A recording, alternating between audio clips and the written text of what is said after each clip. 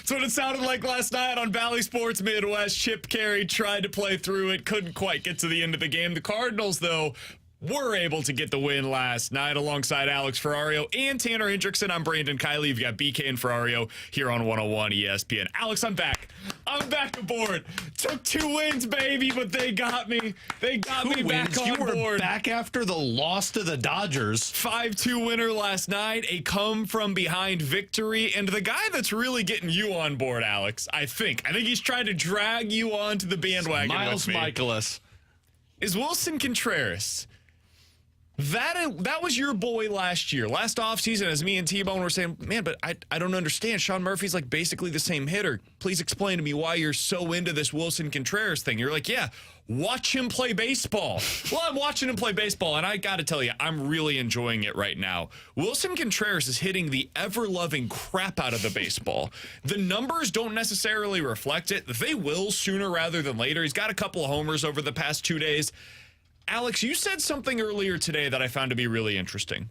Why is it that you think Willson Contreras has a chance to be one of the best catchers in Major League Baseball this year? Because of both sides of the game that he is providing to the Cardinals right now. I think we all knew his offense was going to be better than what it was last year, and you're right. Like, it's not going to show great right now because of the hits. It's mostly been home runs for him, but you've seen the power. Last year, he was one of not just the best catchers in baseball, he was one of the best hitters in baseball in the final couple of months of the season, and now you're seeing the defensive side of his game. I think his defense has been night and day better than what it was last year. 100%. His framing has been so good. His ability to call pitches. We heard Michaelis talk about it last night about how maybe he only called like 12 pitches of his own. He and Contreras are on the same page. This guy's name was drugged through the mud last season in terms of, well, he doesn't prepare well. He's an outfielder. He doesn't know what pitches he's calling. Jack Flaherty's calling him out nonstop. I'd expect it to go pretty poorly.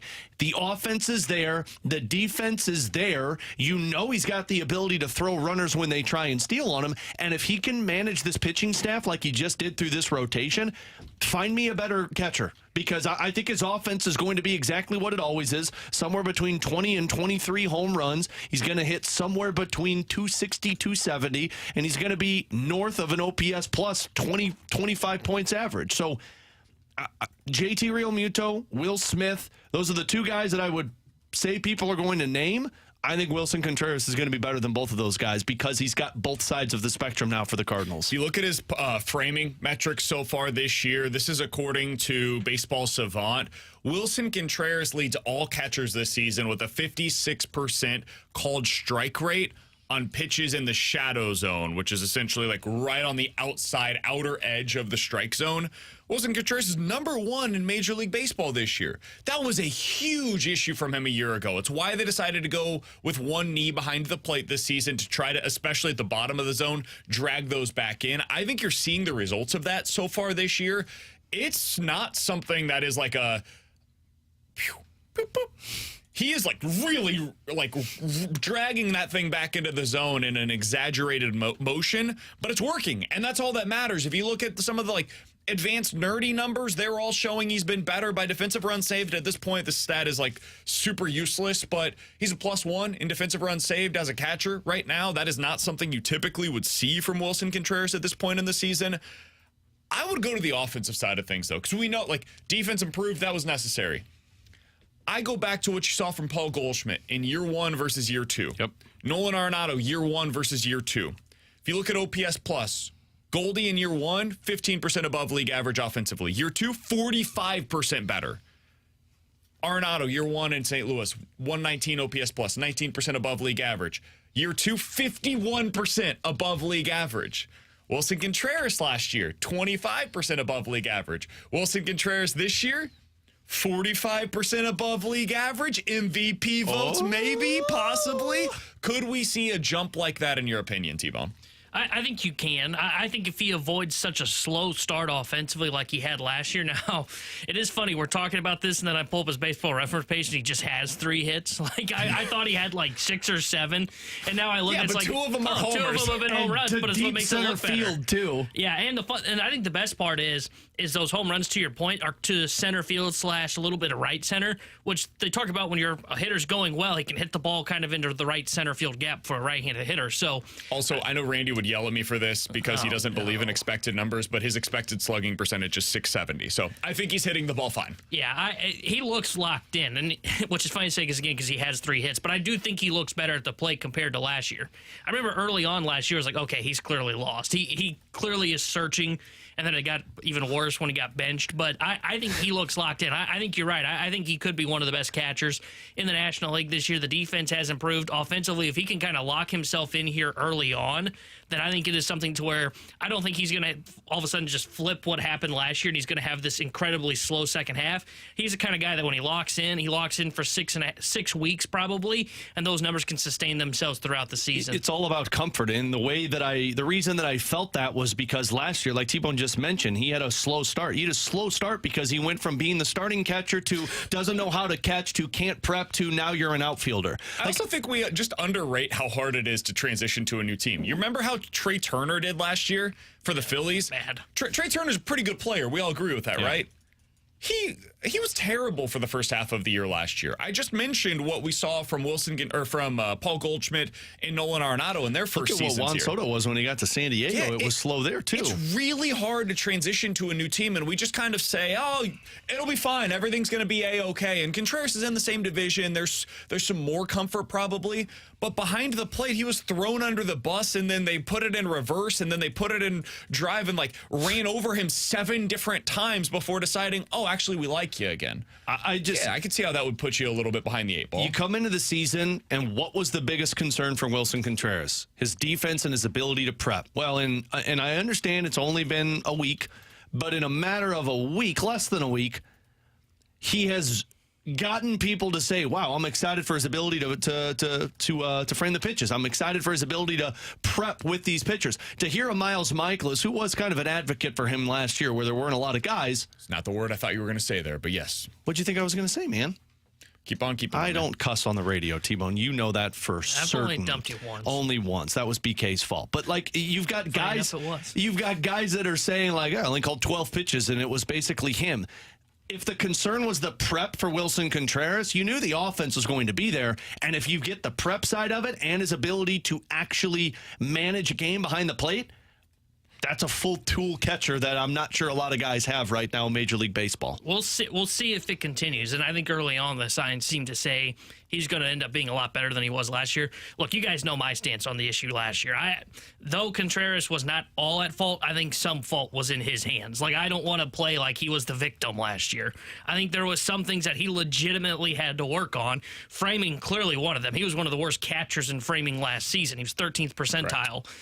Early on, it looks like it's a lot better. And I'm already on the point. I've said this, I think, on air and behind the scenes, to where I kind of thought this was the year where you'd start to see Herrera transition into that starting role and Contreras move out of it. If Contreras is framing pitches, and we already know, I mean, his pop time is great and he can throw guys out at second, and we know the bat's going to play. If he's better at framing pitches, he's going to be the starting catcher for the life of this contract, and that's where you can get into the conversation of him being one of the best catchers in the National League. Can I give you the entire list of qualified hitters that have a better OPS in Major League Baseball than Willson Contreras since July 1st of last year? Oh, God, since July 1st. I thought you were going to say this season. I was like, it's the first week of the season. That was such a BK sentence that just took place. I was like, BK, it's been 5 years. Can I give you the name of the players? There's not even like a whole lot of qualifiers on here. July 1st. Can I give you the players with the best low bacon amongst players that played from July 1st up until March 1st? It's OPS, man. Qualified hitters since July 1st of last year by OPS. Qualified hitters that have a slugging percentage of 400 plus and then a batting average of 270 or more and a harder hit ball of 99 plus miles an hour. It's one hitter, yeah. Oh, it's one! Let's go, Willson! It's Matt Olson. Matt Olson is the only guy that has been a better hitter by OPS than Willson Contreras since July of last year. However, if you want to go by WRC plus, Oh, here we go. We're going to go by He's the WRC Plus from March 1st up until today. Alex, I'm helping your argument. He's literally the best hitter in Major League Baseball by the advanced nerdy numbers since July 1st of last year. So yeah, the guy's been pretty good. And to the hater on the text line right now, 314-399-9646 is the Air Comfort Service text line from the 870. Slow your roll, boys. MVP is ridiculous. You guys are a joke.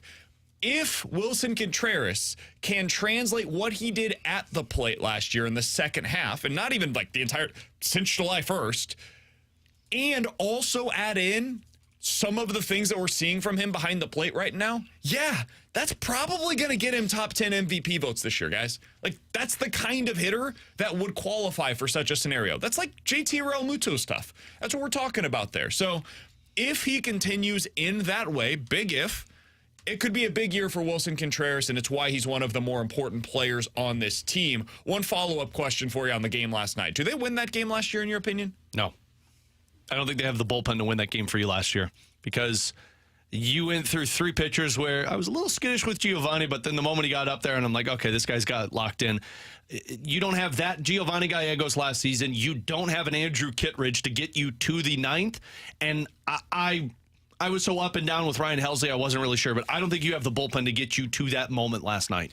Yeah, I would probably lean on the side of no. I would say it's probably like 50-50, though, because there were a couple defensive plays last night, but I don't think it was as good defensively as it was, 2 games ago. I don't know, man. That play, a couple of plays that you saw last night from Siani were impressive. And I think to Alex's point on the bullpen, even though I wasn't all that impressed with Gio last night, I don't think they have that guy that can go that one extra inning. You know, I think Gio last year would be in the Kittredge role. Helsley did it, Helsley things and found his gas again last night. I just don't know if they have that 7th inning guy last year to where they could really say, okay, Michaelis can come out and we can lock this down. I don't think they had the defense last year. I think that's the biggest difference that we've seen early this season from this year to last. They are putting a heavy emphasis on defense. Sometimes I believe to the detriment of their offense. Last night, I think there was a scenario with Michael Siani at the plate. I think it was it Victor Scott who was on second base at the time? Yeah. And you had the ability to, with one out, pinch hit Nolan Gorman for Siani. They decided not to do it there.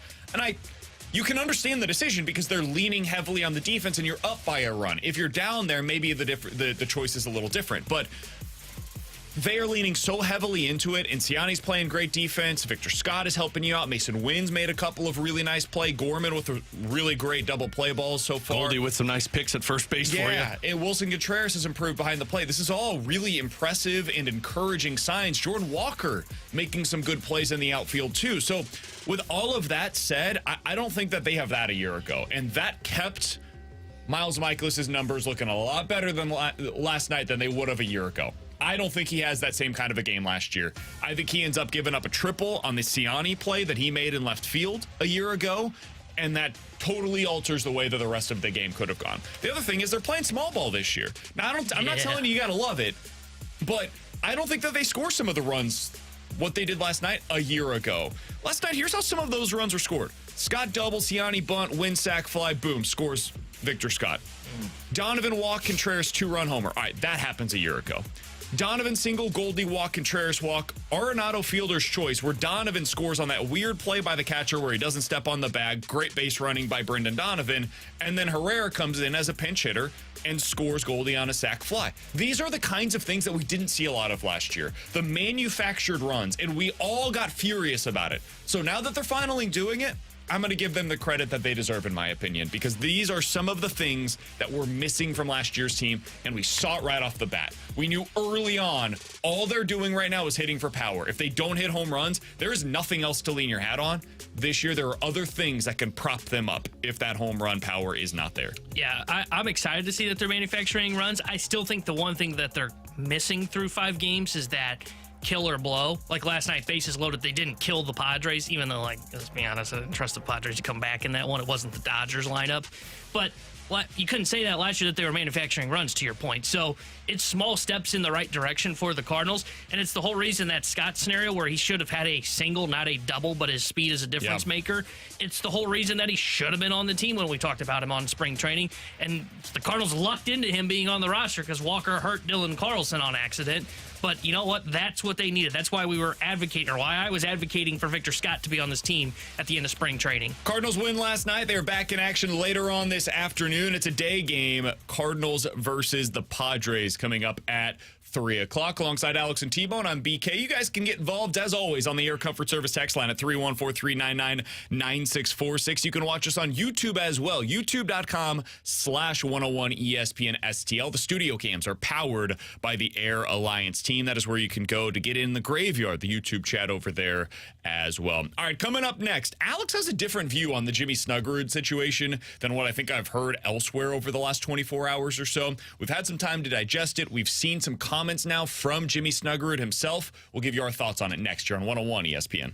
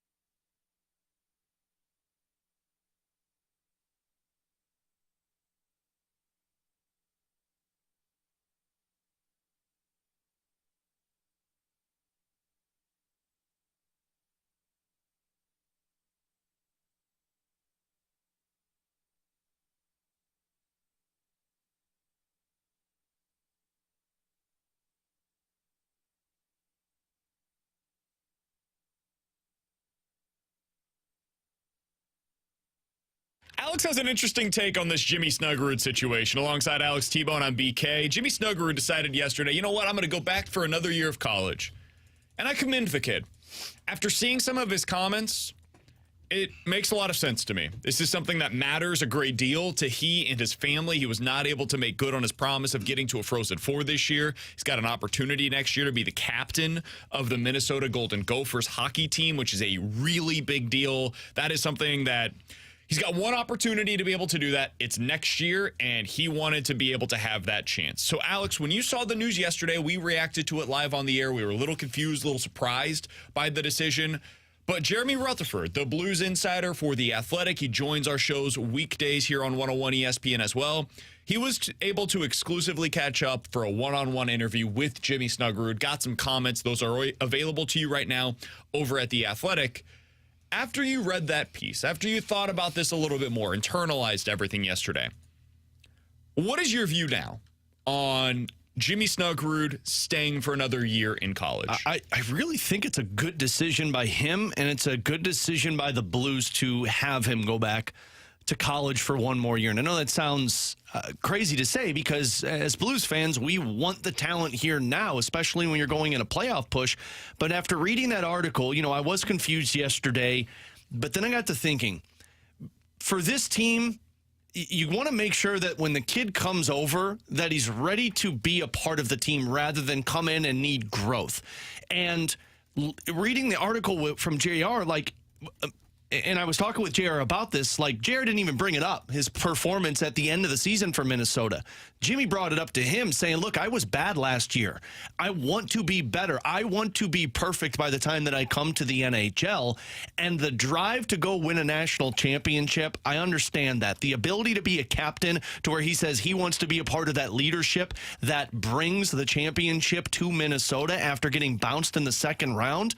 Man, that's maturity right now for this Blues team. And I think it's good for them to have a kid that says, I don't want to come to the NHL with any flaws. I want to come to the NHL ready to be taught what you guys are ready to teach me so that I can implement it right away and be an impact player. That's the maturity that you want in a team while you're retooling. And I think it's good on the Blues side of this one. Tinfoil theory for me on this. I really wonder if Jimmy was on the fence about this, that said, look, I want to go pro. I like Minnesota. He called up, according to JR, Keith Tkachuk, Alexander Steen, Doug Armstrong, Brock Faber, talked with all of them about his decision. Part of me wonders if the Blues looked at him and said, look, we want you here, and if you want to be a pro now, we will give you an entry-level contract, and we will burn that first year because we want you here. But if you want to go back, we are on board with that because we've got stuff to sort out here at the NHL level. We don't want you to come here until we've got everything figured out on what we're trying to accomplish so that you can go groom, learn, be ready for the NHL so that next season when you step in, we're ready to bring you here and make you a competitive player right away. And I don't think they had that to offer to him now like they will next season. It's interesting because my read on it was a little bit different. My read on it was the Blues basically said, hey, there's no guarantee that you're going to be in the NHL this year or next. It's possible we'd like you to be a part of the NHL team, but you're going to have to earn it. And if you sign with us right now, we'll see what you look like on the ice. We'll see where you're at. Probably get you a couple of practices in. So my guess is he probably would not have participated in that game against Nashville. He would have instead been an extra, probably up in the press box while they get everything ready to go for him. And then we'll see. We'll see where you're at. We'll see if you fit in. We'll see if you get chemistry with these guys. And if you do, great. And if not, maybe we even send you back down to Springfield. You get an opportunity to participate with the Springfield Thunderbirds the rest of this season. And if I'm Jimmy Snuggerud, frankly, this is not him big timing the AHL, but him saying basically okay, so in one scenario, I'm going to the AHL potentially, even if it's a 20% chance, playing for the Springfield Thunderbirds, of whom I have zero connection to, zero emotional ties to. It's halfway across the country. And so I signed this contract to go play minor league hockey in front of fewer fans than what I'm playing in front of right now in Minnesota. Or I can guarantee myself another year in college, where I'm going to be beloved by this community for doing so. I'm going to be a local hero for that. I've got the bloodlines of being in this program. I'm going to be the captain next year. I want to be able to lead this team for a Frozen Four opportunity next year. I want to make good on my promise of finishing the season strong instead of the way that it did this year. Like, hey, man, that is not a hard thing to convince yourself of. I totally understand why somebody who is 19, 20 years old would convince themselves of, that's the right path for me right now. And if it wasn't promised to him, and I don't blame the Blues for not promising him an NHL opportunity either. They're not even promising that of Zach Dean and Zach Bolduc right now when those guys are coming up from the AHL. I would probably go back to college too. I would. And so this time next year, maybe it becomes a different conversation and they say, you know what, we think you're ready. We think you're good to go. We'll put you right into the lineup, whether they're in the playoff race or not.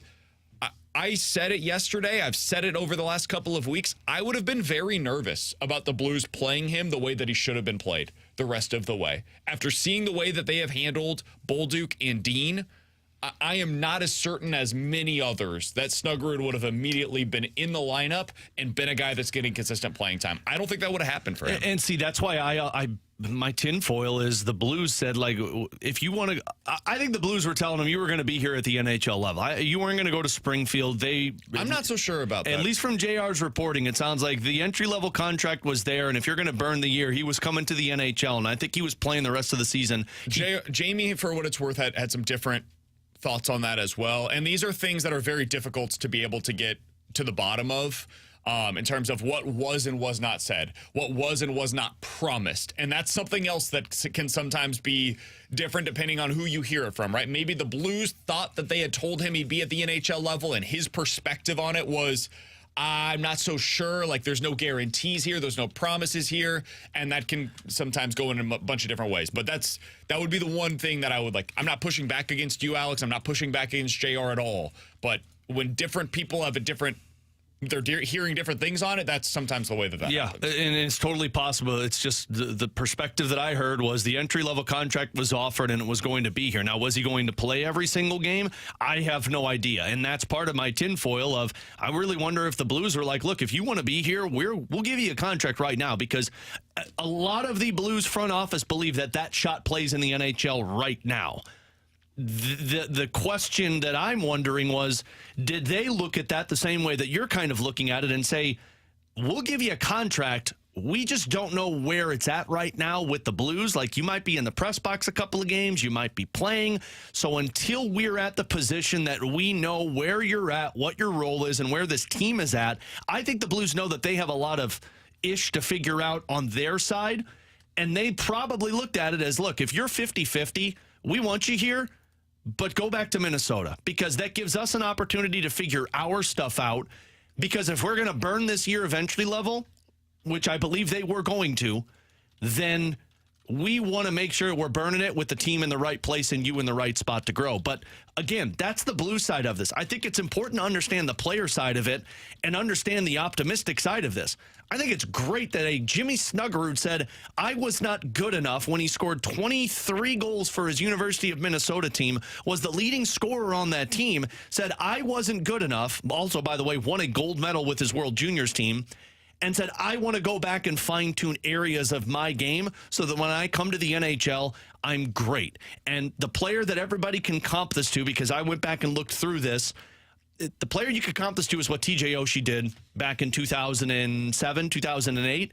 Drafted him in the first round. He forgoed his opportunity to go to the NHL because he wanted a chance to win the national championship with the University of North Dakota. And then after that third year, TJ Oshie came to the NHL for a Blues team, mind you, that wasn't really good right away, but he scored 14 goals, 39 points, and got into the playoffs that first year in 57 games. That's the comp that I can go with this one. And, man, you got a mature player right now, which is something the Blues desperately need. They also now have a timeline. The nice thing about this, just knowing, right? We don't have to guess anymore. There's not, when is Jimmy coming? When is Snuggerud going to be a part of this? We know it's next year. Late next year is when we're going to see Jimmy Snuggerud at some point here in St. Louis. And because of that, Alex, I do think it tells you a timeline for this retool. Jimmy Snuggerud is almost certainly not going to be a significant contributor to the 2025 St. Louis Blues. I think the same thing is true for the entirety of that following season. I think when you start seeing Jimmy Snuggerud as like a real impact top 6 forward if he becomes that at some point in his career, it's like the start of the 2026 season. So what you are building for as Doug Armstrong is, okay, the next couple of seasons, this is the heart of our retool. We've got to get stuff right around Jimmy Snuggerud. If he's going to be the star alongside Robert Thomas for this retool, we've got to get things right around them over the next 2 seasons. And that means decisions on Pavel Buchnevich and on Jordan Kyrou. It means getting a number 2 center in here at some point over the next 2 years, whether that's Dalibor Dvorsky or somebody that is more veteran, has a little bit more experience in the NHL to play alongside Jimmy Snuggerud. That is now the task for Doug Armstrong, and he now has a timeline for which he is working with. Yeah, I actually would go a year earlier than that. I think that timeline you're talking about, like next year, you're not impacting until the end of the season, so that would be the start of the 2026 season.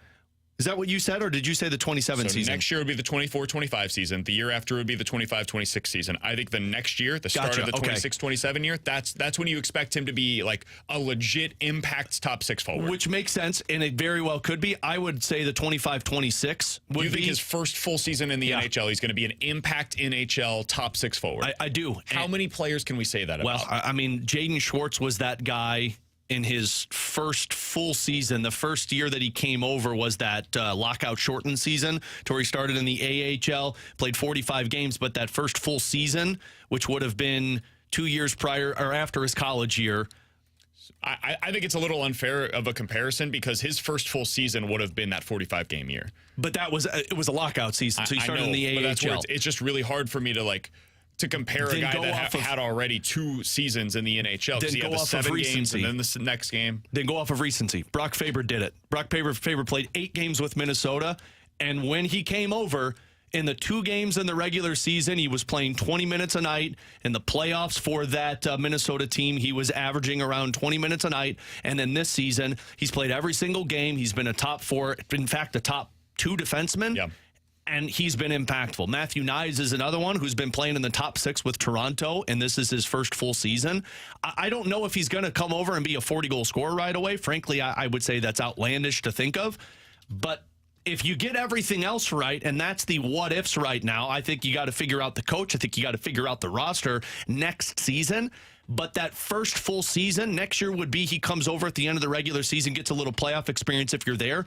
That next season, I look at that as you're a top 6 forward for us, just like a Brock Faber was impacting Minnesota. Yeah, I would just say the fact that we can name one guy that has played into this, like it speaks to how difficult what you're talking about is. People are bringing up Jake Neighbors. Absolutely. Think about how many players that had even more pedigree than Jake Neighbors have come up to the NHL level for the Blues and have not had that kind of an impact. It's very rare. So if that happens, I am more than happy to give him all of the kudos in the world for being a legit top 6 forward in year 1 for a contending team. Not just going out there and doing that for, Buffalo or Anaheim. Like these teams that you can play top 6 minutes because they're not trying to win anything meaningful. When you're trying to win and you're in the midst of a playoff race, it's really hard, as we're seeing for Bull Duke, for Dean this year, for a young player like that to be able to come in and really be an impact top 6 forward. I hope that's the case, but for me, my expectations, the way that I would build if I'm Army, I'm building as if he's a third-line winger that first full season in the NHL, and then beyond that, hopefully he becomes more. If he is better than that, cool. Now we've got an overqualified third-line winger, or we've got a guy that can play up, and we've got even more flexibility with our lineup. But I think that would be the way that I would look at it from a timeline perspective for me. Alongside Alex and T-Bone, I'm BK. Questions and Answers is coming up in about 15 minutes or so, but coming up next, big news in the NFL earlier today. You got something? No, my headphones started to jack Big up in one ear. news in the NFL earlier today. Stephon Diggs has been traded to the Houston Texans. Are the Texans now the second best team in the NFL? We'll talk about that next year on 101 ESPN.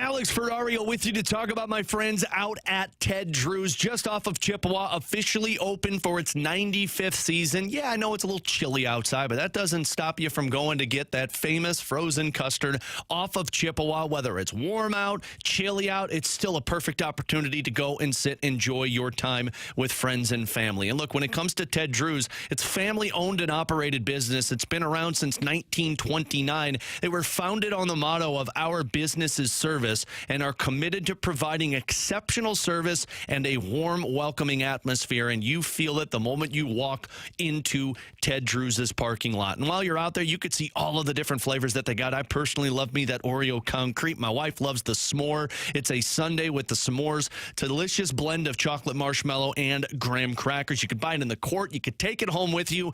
And while you're out there, walk across the parking lot off of Chippewa and check out their gift shop, where you can shop for Ted Drew's clothes, hats, drinkware, gift cards, also Route 66 St. Louis themed, all available for you out at Ted Drew's. So get on out there and start those family traditions. Ted Drew's famous frozen custard. It really is good, guys and gals.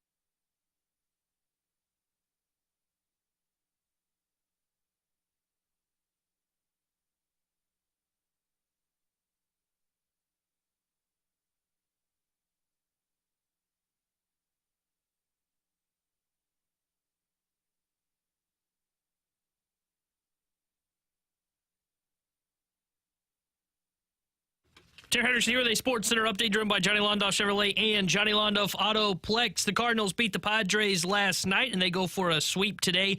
3:10 will be first pitch as Zach Thompson gets a start for St. Louis. Joe Musgrove will get the start for the San Diego Padres. And the Blues will be back in action tomorrow as they take on the Nashville Predators. We'll have pregame coverage starting at 6 o'clock with Alex Ferrario and Joey Vitale. Then Chris Kerber will join Joey for Puck Drop at 7. The Sports Update is driven by Johnny Londoff. Find your road shop 24/7 at londoff.com, londoffAutoplex.com. Are you kidding me?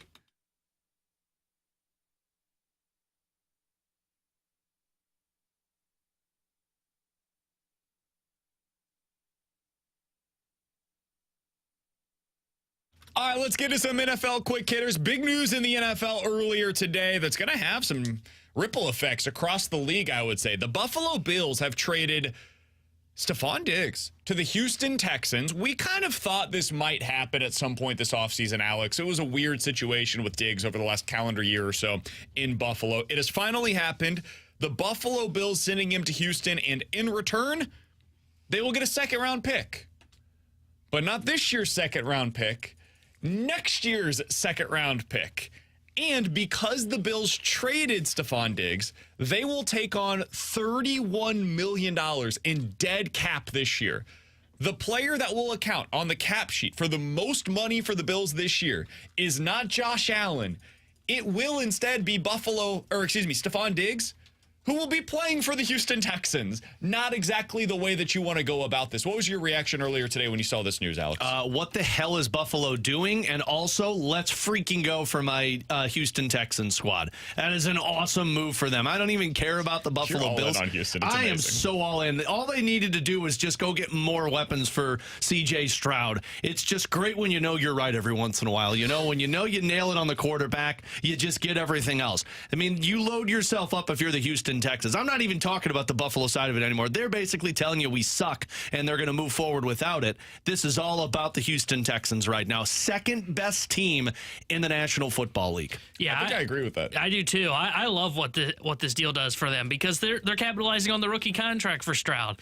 That's what you got to do when you get a rookie quarterback and you hit, like Alex said. You got to go load up and you got to do it now. Even if you go, man, he could use another year or two before he's an MVP caliber player. No, you got to go. You got to go right now while you still have that great cap hit on that quarterback sheet. So I love it. And for Buffalo, I know like a lot lot of people. I'm sorry for our guy Donnie. Donnie's not feeling well today. On the podcast, he lost it.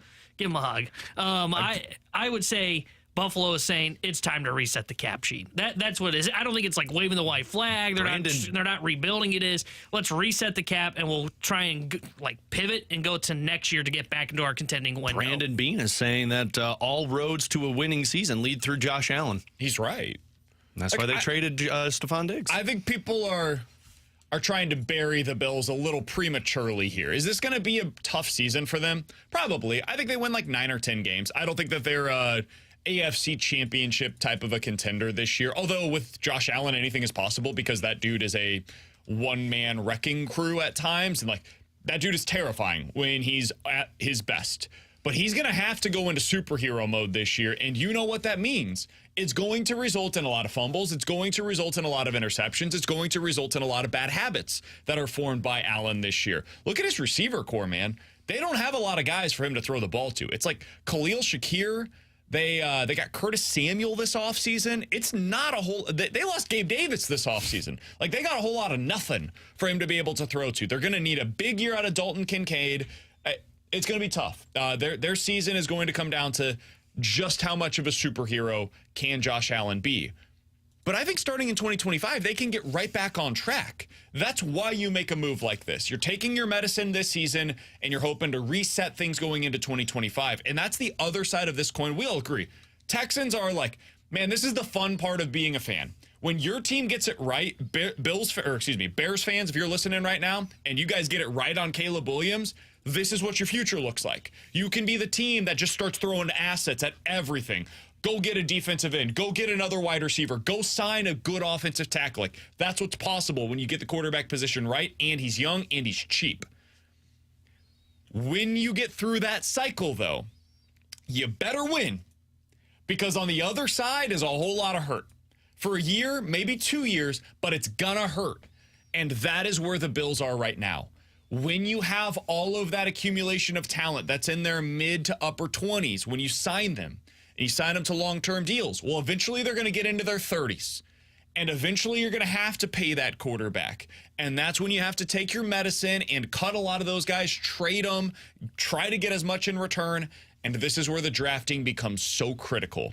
If you're the Bills, the best way to get things back on track is to have an excellent draft this year and an excellent draft next year. The reason why the Chiefs were able to avoid the down years is because they traded Tyreek Hill, and with those picks, got a blue chipper in Trent McDuffie, and they went out and they had one of the best drafts that anybody's had in recent years. If they didn't do that, the Chiefs would be looking a lot like the Bills right now. Be very similar. They would be going through a rough go of it right now, but they avoided it because of the draft. So how far do you think the Bills go down this year, Alex? I still think you're potentially a playoff team because you have Josh Allen, and I think that player makes you better no matter what. But I'm talking like you're a wild card fringe team this year. That's how far I think you drop. Who do you think is better than them in their division? I think the Jets will be better if Rodgers stays healthy, and I think the Dolphins will be better because of their offense. Yeah. I think they'll be third in that division. They're such a classic regular season team, the Dolphins are. Sure. To where like they could win that division and then they get in the playoffs. Like, no, they're not going to win the playoff game. I think Alex is right. I think they're probably right now on paper the third best team, and I agree with him. I think they're a fringe playoff team, and I think if Allen was more consistent, I think I could say, yeah, lock him in. They're going to get into the playoffs. The reason I wouldn't lock them as a playoff team right now is we've seen Josh Allen. Like, he can win the Bills football games without Stephon Diggs, but he can really lose you football games without Stephon Diggs. 314-399-9646 is the Air Comfort Service text line. Guys, Diggs wasn't traded because of the money. He was traded because he's a headache to the organization.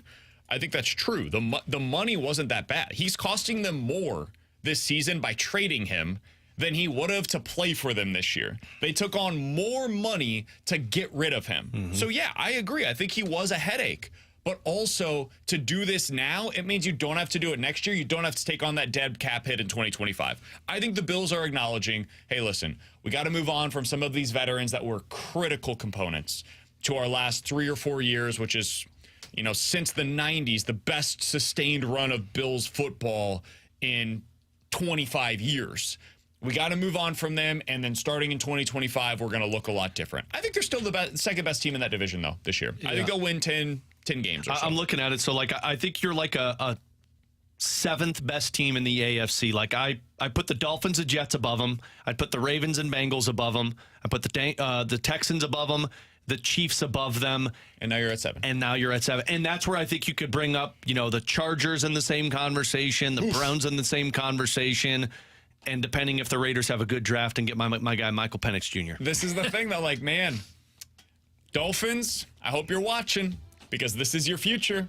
If you pay Tua Tagovailoa, this is what it's going to look like. You're going to have to probably move on from Jalen Waddle. Jalen Waddle's probably not going to be able to sign an extension there. My advice to them is don't sign Tua. Why would you sign an average quarterback? Totally agree. Hey, Bengals, that money's coming for Joe Burrow. You like T. Higgins? Because I hope you don't get too attached. Yeah, he's on the franchise tag this year. He's going to be gone next year. Got Jamar Chase, man. It's fine. Hey, Texans. I hope you win over the next 3 years. Well, you just get rid of This is what it'll look like down the road. Hey, Jags, it's really unfortunate that you didn't win, because now you're screwed. Now you're getting ready to this is your future. You're going to have to get rid of a lot of the supporting cast, and you didn't have a great supporting cast to begin with. Hey, Chargers, you screwed it up, man. You had the quarterback. The cap hit starts next year, and you're already moving on from your veterans a year prior to that start of it. So the Cowboys are feeling this pressure right now. The Eagles are very soon going to be feeling this pressure. Once you pay the quarterback, things get a lot harder, and suddenly the draft becomes the single most important thing for you as a franchise.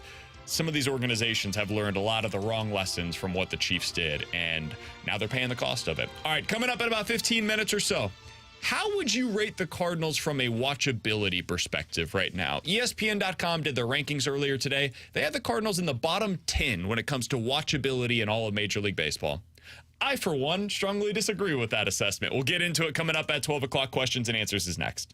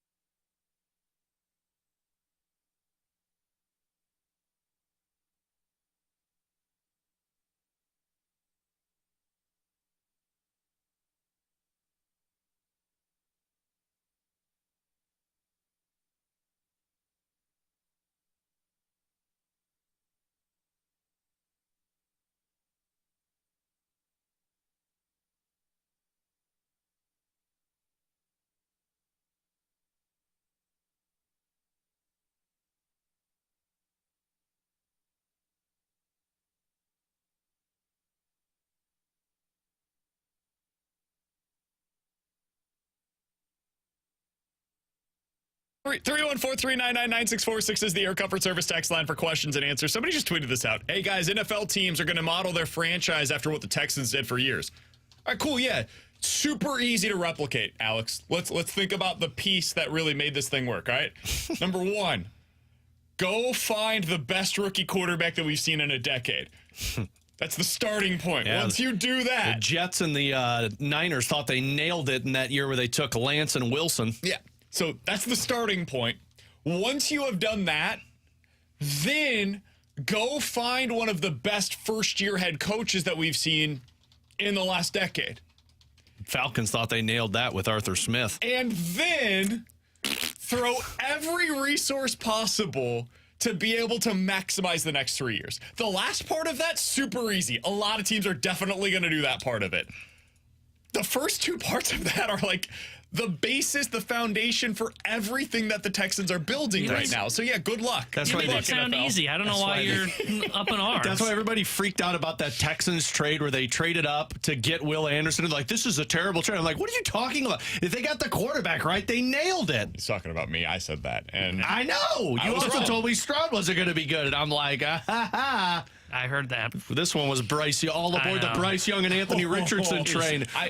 He was like, size doesn't matter. I was like, I beg to differ, sir. How's your quarterback in Indy do last year? he's got hurt. It's fine. He's going to be great this That year. physicality is going to be great. I would have taken Anthony Seemed like Richardson Tony the 1 Tiger. last year. I would have taken Stroud 2 last year. I wouldn't have taken Bryce Young with the top 5 pick. And I think we're making some of the same mistakes this year with Jaden Daniels, who I like. I think he's going to be a solid NFL player. I think we're making some of the same mistakes this year with Jaden Daniels that we made last year with Bryce Young. Think about Bryce Young and what happened to him in Carolina when all of the tools around him were taken away from Alabama. Now think about what Jaden Daniels had available to him last year at LSU. 2 guys at wide receiver that are going to be top 15 picks in this year's draft. And oh, by the way, an excellent offensive line and a fantastic offensive scheme. I don't know, man. It scares the hell out of me. I think teams are making the same C.J. Stroud mistake on Michael Penix Jr. Ooh. I think Michael Penix Jr. is going to be the sleeper from that draft that nobody's talking about. Ooh. And that's why I think the Raiders need to draft him. Spicy. Yeah, how about that? Coming at you. All right, 3 I don't know, ball. 399-9646 is the Air Comfort Service text line from the 314. Guys, what'd you think of BT's performance last night on the play-by-play? Dude, coming from somebody who has been thrown into a play-by-play situation last minute this season when the radio's feed dropped in the middle of a broadcast and I had to do play-by-play from a television, that is not easy to do. So props to BT. That was awesome. Yeah, that was impressive by BT. Be able to do that, and like I'm sure that they thought originally going into the game plan was, sometimes you don't have your voice, so you expect like when Chip gets going, maybe it comes back. It was clear from the third inning that wasn't going to happen, and BT did a great job. And I felt like I was almost hearing him do play-by-play and hearing him like when he was on the fast lane, like breaking down stuff. I thought it was excellent and last that's night. why I thought Bally's did a good job with that because they brought up Jim Hayes to make it a conversation. Yeah. And like I thought that was the way to do it because if you just would have put BT into that and made Chip do color, I think you would have taken away from the game. To bring Jim Hayes in was smart. Dude, that is such a tough spot. Such a tough spot. And for BT to be able to just seamlessly flow into, hey, I'm going to be the play-by-play broadcaster and the analyst now, God bless him, man. That was a genuinely impressive feat. I will have to text BT on the Chip, though. broadcast. Chip, don't yell when Willson Contreras hits a home run, man. I felt so bad for Chip last You gotta night. low play that one. When we turned the game on, Kara immediately looked to me and she said, is that Chip? I was like, yeah, it's not good. I heard it and I thought Kerry Davis was doing play-by-play. I felt bad for him. Seems like this is going around, man. I hope it doesn't affect us. Well, Fingers I already crossed. had it, so we're good. We talked about this, I think, behind the scenes. In game 1, I was like, okay, it sounds like his voice is going. It really went in game 2 last night. All right, from the 314, guys, why do you think it is that they keep hitting Victor Scott at the bottom of the lineup when you need to move him to the 2-hole? I like him being at the bottom of the lineup. Double I've got no leadoff, issues with it. baby. Let's relax on the 2-hole, guys. He can't hit a breaking ball to save his life right now, and that's not a shot against Victor Scott. It's true. You throw him a fastball, it's pitcher malpractice at this point because he can hit the fastball. He's timed it up. It's clear. He struggles against breaking balls and hitting those. The reason you hit him at the bottom of the order is A, because of that, and B, you don't need to force him into a spot to put more pressure on him. I love it. It's the double leadoff. We've talked a lot about it. Why put more pressure on a guy who still is learning the hitting side of the game to move him up in the lineup because you want his speed. His speed's already impacting the game for you, especially in the 9-hole when you know Donovan, Goldschmidt, Gorman, Arenado, and Contreras are coming up. That's a dangerous 1 through 5, and you've got Victor Scott getting on base with zero pressure, so I don't touch that right now. All right, we'll get to the Cardinals watchability ranking here in just a moment. Somebody from the 618 said, BK, do you have any thoughts on the stadium vote that didn't end up passing yesterday in Kansas City? I'll give my extended thoughts a little bit more coming up at 1:15, so stay tuned for that if you're interested in those. Very brief thought here, though, to summarize. The Chiefs and Royals have nobody to blame but themselves. There's going to be a lot of analysis today about how the Jackson County residents rejected the notion of paying for stadiums. I don't think that's true at all. Yes, technically they did say no on a vote that would have paid for stadiums. The Chiefs' plan was, hey, can you guys please pay for us to have more suites and VIP access areas? No, we're not going to do that. So that was stupid. And then the Royals came out and they said, hey, here's 2 sites that we would like to build our stadium. It was essentially like if the Cardinals came out and said one's on the east side and one is I'm trying to think of the best place to, basically where the soccer stadium is. If the soccer stadium hadn't been built, if the Cardinals said we're going to build a stadium there, that's kind of similar sites. And then the Cardinals 6 weeks prior to the vote said actually neither of those sites are where we're going to go. We decided to put it in Central West End. It's like, what? That doesn't make any sense. Why would you do that? And that's what happened with the Royal Stadium. They didn't answer any of the questions from Kansas City. They screwed up. They sucked at their planning. They sucked at their ability to sell this to the idea of what Kansas City residents wanted. So, yeah, it failed yesterday. They'll put it back on the ballot, I think, 6 months from now. The Chiefs are probably going to move to Kansas, and I do think that the Royals will end up at downtown. We'll talk about it more coming up at 1:15. Coming up next, I think the Cardinals have become a highly watchable product. These 2 schmucks disagree with me. They'll tell you why next year on 101 ESPN.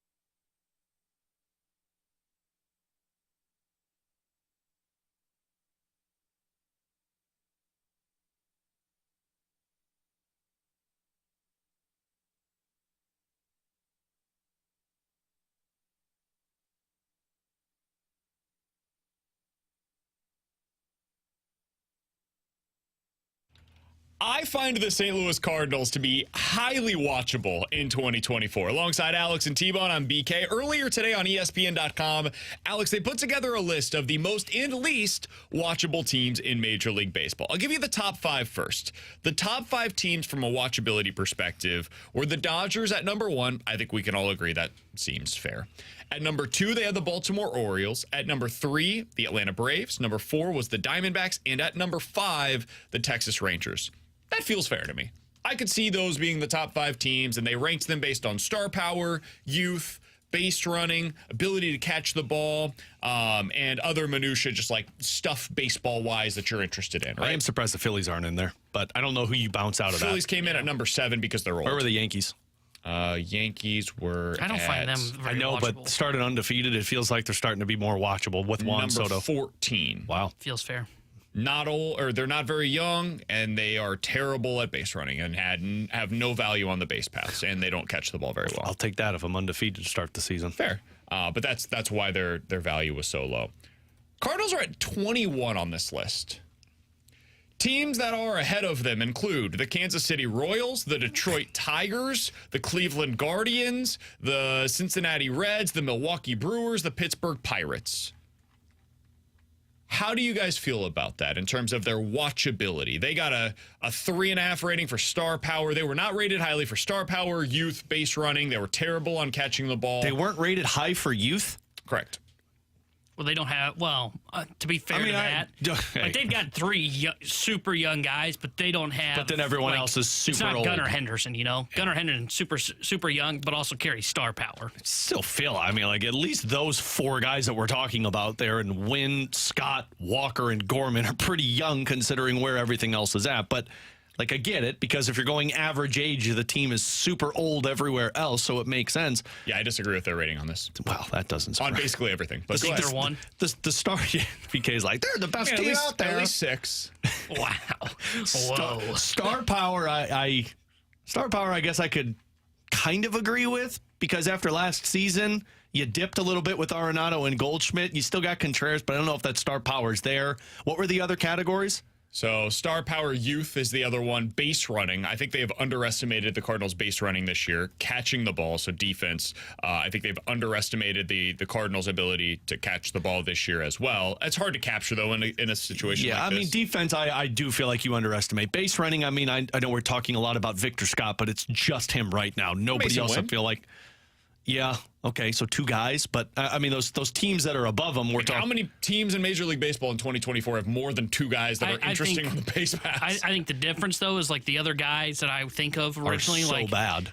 No, but I mean like Ellie De La Cruz, Ronald Acuna, they all hit like near the top of the order. You think of Wynn and Scott, they're near the bottom. And like whether you think that's fair or not, I think that is part of this conversation. They're near the bottom of the order, so you don't talk about them a lot. You're always talking about the top guys that hit in the top And you're of the carrying order. it over from last season, too. Like, let's just talk about this for a second. Alex, do you view the Cardinals as a particularly watchable product right now? For me, yeah, because I'm interested in the team and I'm interested in what they're going to do. So, yeah, I would say they're watchable for me. I mean, I've watched every game so far this season. I mean, are they an enjoyable, when you sit down to watch the Cardinals this year, Okay. do you find them to be an enjoyable, No. I mentioned early in the Blue season, I found them to be a really hard watch. Hey, I They still were find them winning- that way. They were winning games. I did not enjoy watching them play hockey. It was a hard watch for me. It was up and down. They didn't seem to be giving effort every night. Like, I just did not enjoy watching them play hockey, So- despite them living up to every expectation in the win-loss record. They fall When you into that watch the category for me. Cardinals, how do you feel watching them? Are Same. you enjoying the experience? No, it's the same. I don't feel like it's an enjoyable watch right now. There are certain players that are enjoyable, but I don't feel like it is an enjoyable overall watch right now. I would say I don't know if I have decided whether or not I enjoy watching them yet. And the reason I say that is like the Dodgers was, I've already gotten to the point after 2 games against the Padres. The Dodgers was clearly an outlier of like, hey, that's the best team in baseball by far, and you're a middle market team. Like, yeah, you're going to get beat around by the Dodgers. Okay. So that is going to show all the warts of the Cardinals. The Padres were a team that we've talked about it. I felt like they had playoff aspirations. But watching them, they were one of those teams that I didn't know how to feel about in the season because I really like their rotation 1 through 3. Their offense is like 1 through 4, and then it's like, okay, what happens? And now seeing the Padres, it's not a shot against the Cardinals. I go, okay, I'm not sure they're a great team.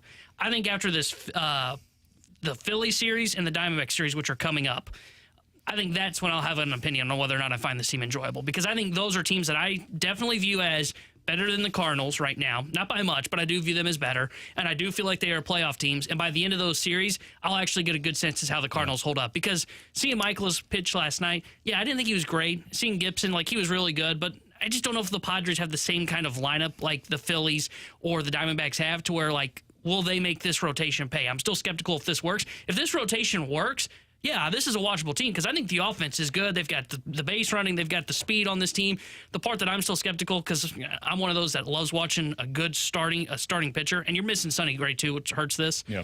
If their rotation ends up being, I wouldn't call it great, but if it ends up being good, and you're getting these quality starts, and we're seeing starters go deep, then I'm going to say, yeah, it's a watchable product. Right now, I still think the jury is out. And where I do feel like they do underestimate on that youth side, why I was surprised by that is, like, the whole reason that I feel like that they are watchable for me is because of those 4 young players. I'm wanting to see what Scott does, what Gorman does, what Walker does, what Mason Wynn does on defense and on offense. That should be a lot higher in my opinion. And I get that there's only 4 guys, but those 4 guys, I mean, are a massive draw for people to watch the Cardinals. Man, I find this team to be really watchable and really entertaining. And I don't know if that's going to lead to a lot of winning. And when your team's not losing and you're emotionally invested, that sucks. And there's no fun in that. Like, it becomes hard to watch when you're losing baseball games. And we'll get to a point if they start losing of it no longer looking like they're having fun and all of that stuff that comes along with the losing, right?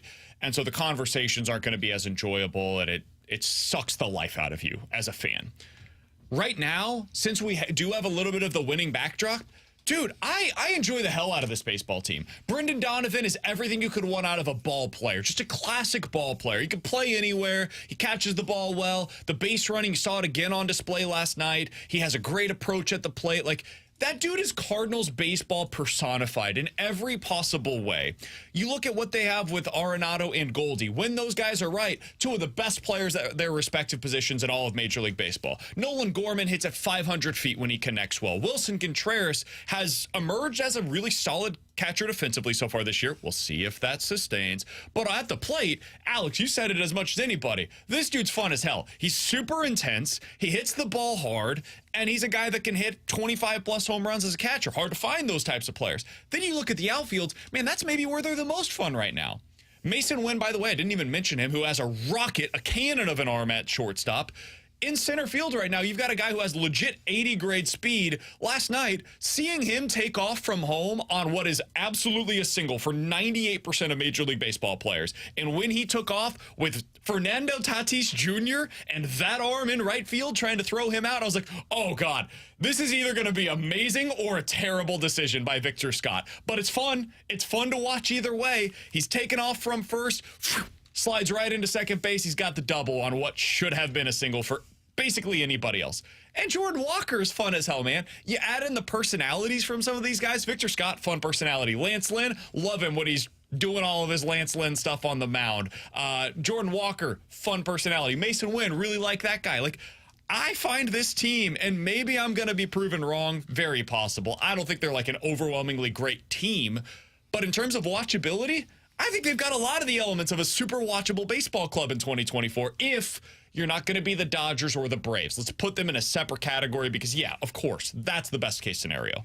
I will say this. I don't know if you feel this way, Alex, and maybe it's just because I'm lower on Goldie and Arenado coming into the season. Seeing them last year where they really, I wouldn't say they struggled by their standards. I don't feel like this team has a guy that can take over a game. Like I watched before the game last night because they had the late start. Hence the star power that they talked about. Yeah, kind of. I watched the Phillies and Reds game. Guys, it's raining. It's 40 degrees. Bryce Harper hits 3 home runs and wins the game solo for the Phillies. Yeah. Like, Harper can take over a game. Kyle Schwarber, even though he hits like 210, can take over a baseball game. Like, I just don't feel like they have that, you know, and it's not a shot against the Cardinals because I genuinely like this offense and how it is structured. But there's no guy like, man, Goldschmidt could get hot and just win a baseball game for you, you know? Like, it is like death by 1,000 cuts, and I think that's fine. But there is no, holy crap, that guy can win a game. The thing, let me start here. You're right. Like, you're 100% correct. All right, well, we don't have to go expand on that any further. I coming do up think, next. though, that they have multiple guys that are capable of doing what you're talking about. I don't know that they have any one. Like, Mookie Betts right now is a walking, breathing fire dragon that is just... He should be walked every at-bat. It's insane. Like, he is right now where David Ortiz was during the World Series against the Cardinals. Like, there's nothing you can do to get that guy out. You'd be better off, seriously, what T-Bone's saying, you'd be better off walking him every time that he goes to the plate. Unfortunately, behind him you have Shohei Ohtani and Freddie Freeman, so that doesn't make you feel a whole lot better either. But for the Cardinals, like, Nolan Arenado can be that player. He hasn't been so far this year, wasn't for the vast majority of last year, looks like he's going through it and doesn't look totally right. But he can be that guy for you. Paul Goldschmidt has been that guy as recently as, like 16 months ago for the Cardinals when he won the MVP in the National League. Victor Scott can take over games with his speed. Jordan Walker can take over games with his bat. Nolan Gorman can take over games with his power. Willson Contreras kind of did take over the game, honestly, last night with that home run. It's not a 3 home run performance like Bryce Harper, but he was the best player on the field last night. So you do have guys that are capable of that. It's just not as consistent as a Bryce Harper or a Mookie Betts or Ronald Acuna Jr., and you have multiple guys that can take over on any given night. So it's different, and it's not quite as sustainable. And that's why I'm giving it until a couple more series, because, like, as much as they feel more watchable right now because of this series, I also could argue that the San Diego Padres are about as unwatchable as you can ask for how they play the game. The Padres? Yeah. I think they're fun, but they're not the same as they were a couple I would last say year. like I said, just a couple of games. You just hate Mike Schilt. I can't believe you've gotten to this point. I mean, that might That be was part very of nice it. of you, man. It might be very I thought part that was of it. BK's role. Well, I'll stick to my job, I They're guess. turning on him, by the way. Have you seen it? Yeah, Apparently, his post-game press conference, he said could've seen it a week coming. ago. I mean, they're flinging balls all over the place. They're not even playing any type of. There's no base Did running. you feel like they were scratching and clawing? No, there's no defense. They're out of the game. The star power is Manny Machado, and he feels like he doesn't even have fun hurt anymore. Right now. He can't even play the field. Yeah, so like, why are they more watchable? So Friday night, they lost with Joe Musgrove on the mound, and Mike Schilt said after the game, apparently, something to the effect of winning isn't the most important thing. And yeah, that'll do it. Padres fans were not thrilled. And then last night, after they've scored in their last couple of games, 2 runs and 2 runs, and they've been held. Their offense has not been what a lot of people expected early on this season because of the top 5 in their lineup. Yeah. He was asked about that after the game, and he said, I think our offense is actually playing really well right now. Yeah. Cardinals or Padres fans didn't love that either. Hence the Padres not being very fun to watch, which is why, I'd like to see you against the Phillies and Diamondbacks before I can jump on this watchability train. And to be fair, San Diego kind of feels in the conversation of the Cardinals, right? Like, there are some fun players. Like, Tatis is a fun player to watch, but right now it's not going well for San Diego. And maybe that's part of the reason I don't feel like the Cardinals are as watchable as BK, who thinks they're like 6th in the country. Of course he does. Because right now they're not hitting for a ton of power. I just looked this up, and you know me. I would have them like 7th, by the way. I dig the long ball. They are 26 in slugging percentage. Like, they're just not hitting for power, and that kind of alienates on my point of I don't feel like anybody's taking over a game, like Harper hitting 3 home runs last night. And to me, I just... We know that's coming, though. Like, that's not maybe. sustainable. The Oh, Cardinals sure, have too many guys that on the back of their slugging, baseball yes. reference card, it will show 20-plus home runs at the end of the year. They're slugging as a team, yes. Will somebody just get on an unbelievable hot streak like Goldie did in 22, to your point? Pujols in the second half of 22. That makes me go, holy cow, they're a ton of fun. And to me, and this is the one that I don't know if they're going to have. I mean, Gray probably can get there.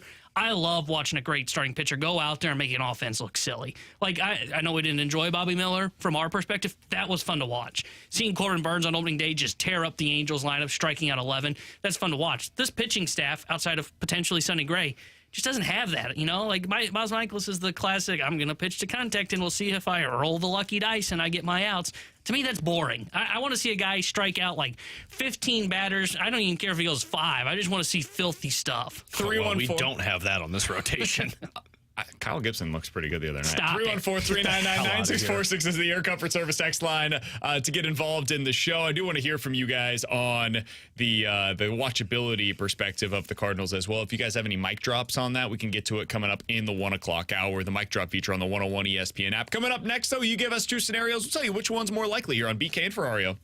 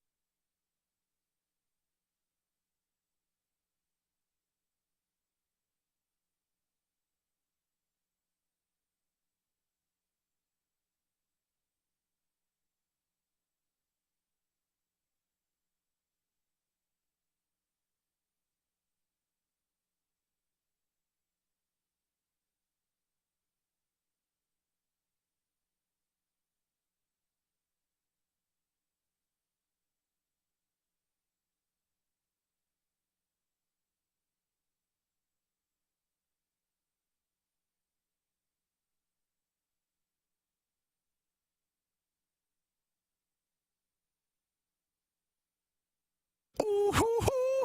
314-399-9646 is the Air Comfort Service text line for more likely to happen. Alex, more likely to happen for the St. Louis Cardinals. They finish in third place with the third best record in the National League, or they miss the playoffs entirely. Say that again. Cardinals finish with the third best record in the National League, or they miss the playoffs this season. Third best record in the National League. I'm going to say they missed the playoffs completely. I mean, we already know who's going to have the best record in the National League. I think we know who has the best two records in the National League. Dodgers and Braves. Mm-hmm.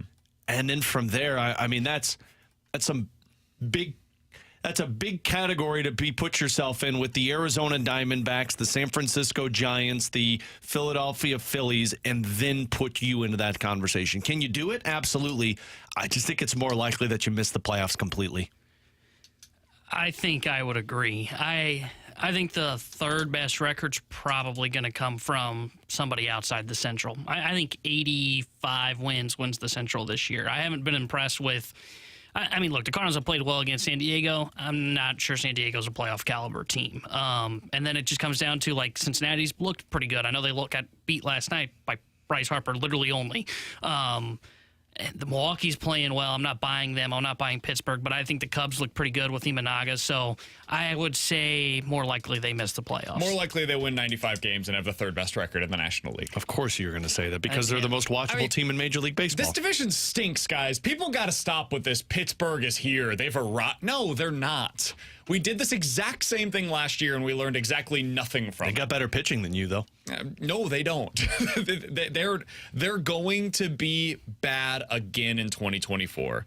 This is how they operated last year. They were really good early on. They got off to this crazy hot start. People bought in. The Pittsburgh Pirates through the first 28 games last season were 20-8. They were better than us. Yeah. Better than us. And then they finished the season with a terrible record. But have you seen the pitcher that they got in AAA right now? O'Neal Cruz is healthy for him. Jared Jones, by the way, looks like a legit stud. Yeah, he's probably going to be pretty good for them. They've got solid pieces. Like, they are no cakewalk. It is no longer you go to Pittsburgh and you win 3 of 4 or you sweep 4 games. No cakewalk to come to St. Louis and think you're going to come here and sweep us. That's right. Sure. They're fun. You know, they've got some fun pieces. Yeah. But you're 100% right. They are not a contender in the Central. And I would say the same thing about the Brewers. Brewers have some agree. really interesting young pieces, but I don't think that's a real contender. The Reds, really interesting young pieces. I don't view them as having the pitching to be a contender. And I think people have overstated what the Cubs have in their rotation this year. All right. Well, I was with you for the first two. You know, now we got to relax. He just said the Cardinals are the most watchable team in Major League Baseball. No, I said they were like 6th or 7th. Ever since I heard BK say when we did 20 most important Cardinals, when I'm doing my list, I think ceiling to win World Series. I went, damn, I win 85 wins. I think best case scenario. He also said Bryce Young was going to be the best quarterback in the draft. All right, guys, more likely to happen. The Blues catch the LA Kings and get a playoff spot. The other one. Or they trade into the top 10 of the draft. Top 10. Yeah, trade into the top 10. Neither of these is going to happen, but I'll go top 10. I'll go top 10 as well. I don't think they're a playoff team. Doesn't matter if you think they're a playoff team or not. The Western Conference sucks, and they're going to allow the Blues to get in.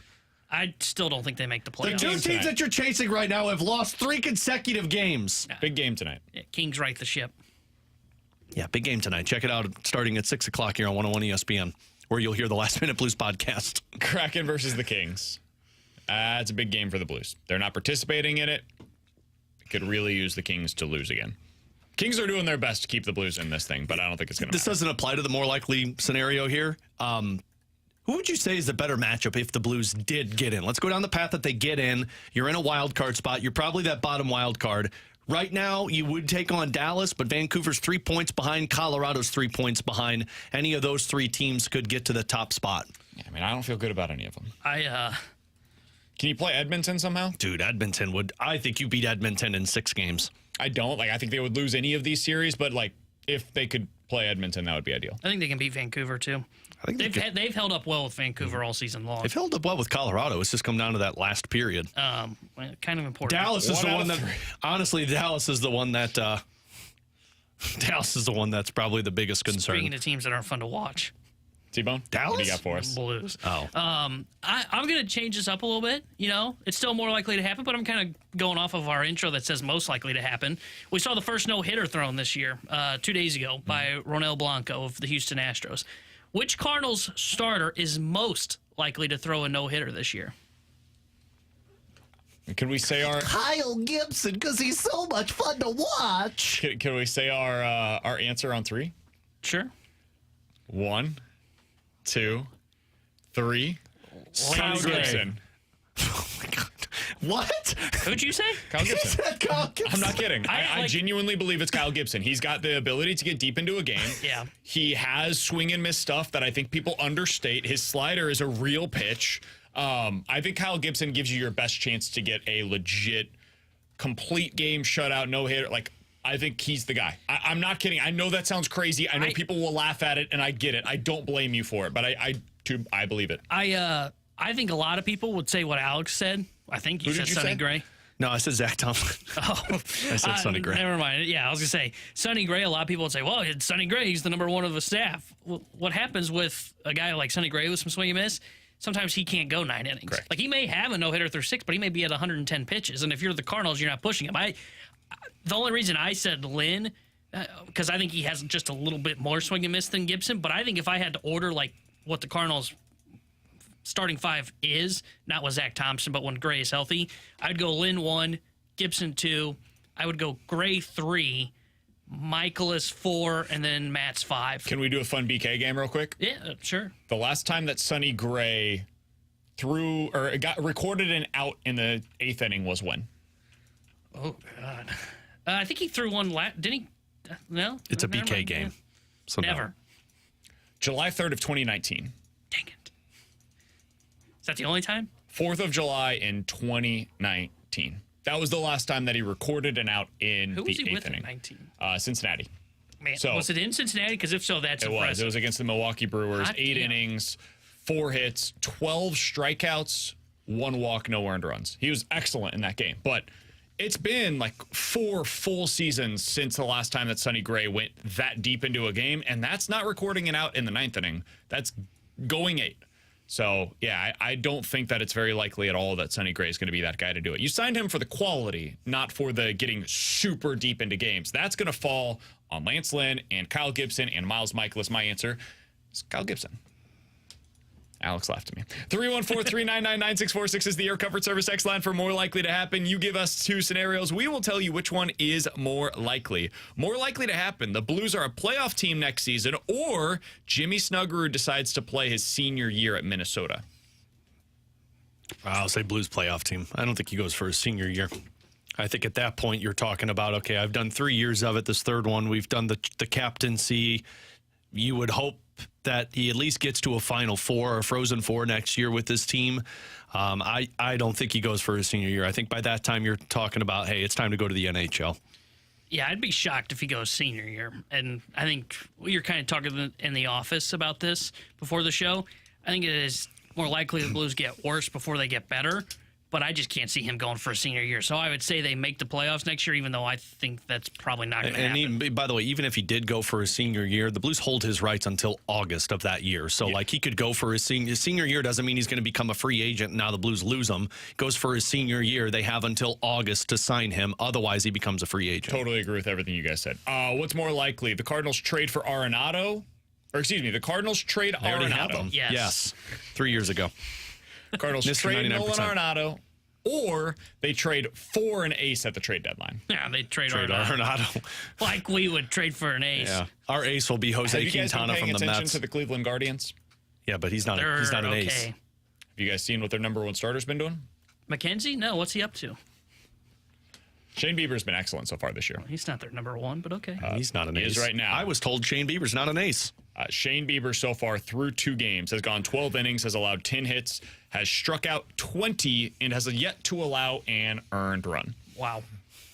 Yeah, That would have Shane been Bieber nice to might trade be for. back. And if he is that, if they don't have a real chance, the Cleveland Guardians to win that division, which I think they might, Say that'd be hard for them to go into sell. that would be mode. something worth What's my keeping an eye on. my guy Logan Gilbert up to these days? Oh, he's not I think he getting had a traded. really He's been tough. awesome. Oh, did he? I thought he was great in his first 7 start. innings, has given up 1 earned run and 8 strikeouts missed with a it. 1.29. Oh my God. Yeah, he ain't being moved. They're not moving any of those guys, nor should they. As you look around Major League Baseball and you see all of these teams that are struggling with pitching, I would look to them and be like, yeah. Let's wrap this show up. I want to go home and play MLB The Show so I could trade for him. The guy that I was thinking of, I think it's Luis Castillo has had a really tough start to the season. 314-399. That's the guy the Cardinals would trade for. Is the Air Comfort Service text line. Or more likely. Ace from 2013 to happen. Guys, more likely to happen. Edmund doesn't play a single game this season, or Bieber ends up as a Cardinal. That comes from the 314. How would Edmund not play a game this season? Gets another surgery. By the way, he's getting another surgery? No, I'm not reporting that. Guy. Honestly, I want to be clear, but if that were to happen. Is it just me, but him getting another MRI doesn't feel good? Like, the Cardinals are selling it as like, oh, this is normal. I'm going, that doesn't feel normal. That's where it should not feel normal, is when the Cardinals are selling it. Am I wrong for that feeling? Like, I would think anytime you have to get imaging done again, it's not a good sign. Maybe they're checking to see how it is. Yeah, they're checking to make sure that it has not, that it is healing. You want to make sure that the break is not a broke. What? That's not an MRI. I'm no doctor, but I know that ain't right. I would still say, well, like, Edmund doesn't play a game. I don't believe that's going to happen, but I can't. Mo's never shown me a sign that he's willing to go get an ace. Well, in free agency, we're going down the path of a Shane Bieber being an ace, so that one I could buy because they'll pull off and be like, oh, this guy's an ace. I mean, Shane Bieber was an ace prior to the injury issues last year. And Lance Lynn was an ace. Yeah, and as Mo built his team, has been a big theme for this team. He's Alex Estevon on BK. Coming up next, what is it about the Predators that gives the Blues trouble? We'll talk about it here on 101 ESPN.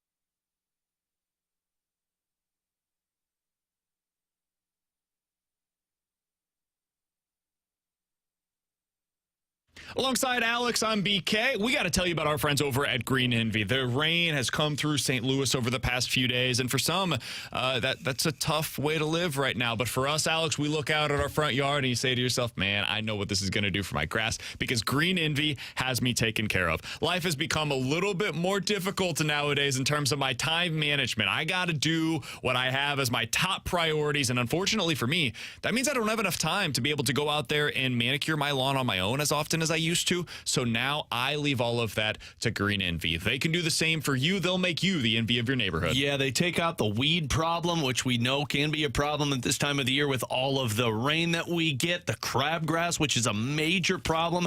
They deploy a special crabgrass preventer that takes care of all of that. What I love about Green Envy is they've got service professionals that are certified by the Missouri Department of Agriculture. They use formulated soil for Missouri, so you know that the product is going to take care of all of these weather conditions. Give them a call today. Tell them BK and Ferrario sent you, and find out how you can be the envy of your neighborhood. 636-757-1600. That's 636-757-1600.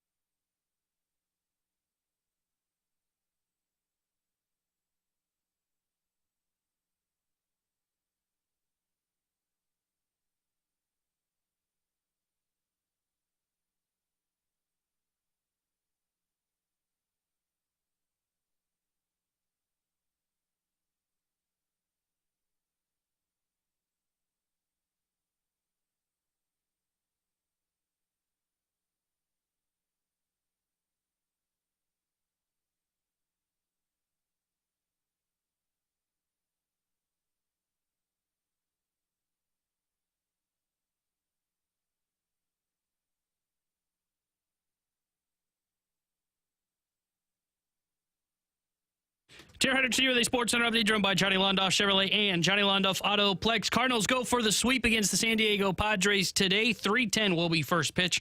Zach Thompson on the mound for St. Louis. Joe Musgrove will get the start for the San Diego Padres. Blues back in action tomorrow night as they take on the Nashville Predators. We'll have pregame coverage starting at 6 o'clock with Alex Ferrario and Joey Vitale. Then Joey will join Chris Kerber for Puck Drop at 7. The Sports Update driven by Johnny Londoff. Find your road shop 24/7 at londoff.com, londoffautoplace.com.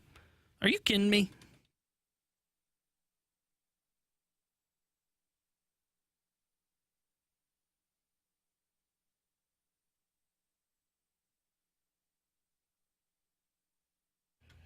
Oh, it's the lineup game time. Listen, we're not stealing a segment from the Fast Lane. We understand that this is their segment. We're not trying to copy it, but it is an early game today, which means the lineup is They got out. pretty angry at us last time. And also, they failed so spectacularly yesterday during the lineup game that I think that they lost the ability to do it today. Oh, see, Did you hear their performance yesterday? No, They Jamie, literally this guessed- is BK fellas, that's talking about this. Fellas, T-Bone and Vegas- Alex love you. I thought it we was love the great show, effort. and we didn't want to use this segment today. They asked Nolan Gorman every single spot in the lineup after 3. Like 3, 4, 5, 6, 7. Okay, Every single time they guessed Nolan Gorman. Yeah, that's kind of bad. If he's not in They at 3, he forgot Michael probably stopped. Ciani was on the roster multiple Well, Mo different did times. too, so Well, like, that's fair. the president of baseball operations doesn't You know know. what? Actually, I take that one back. That was understandable. They, Come on, Fastlane. If Gorman's not in at 3, he's not I playing. think from 3 to 9, they got every single one of them wrong. At least Well, once. if they said Gorman every time, then yeah.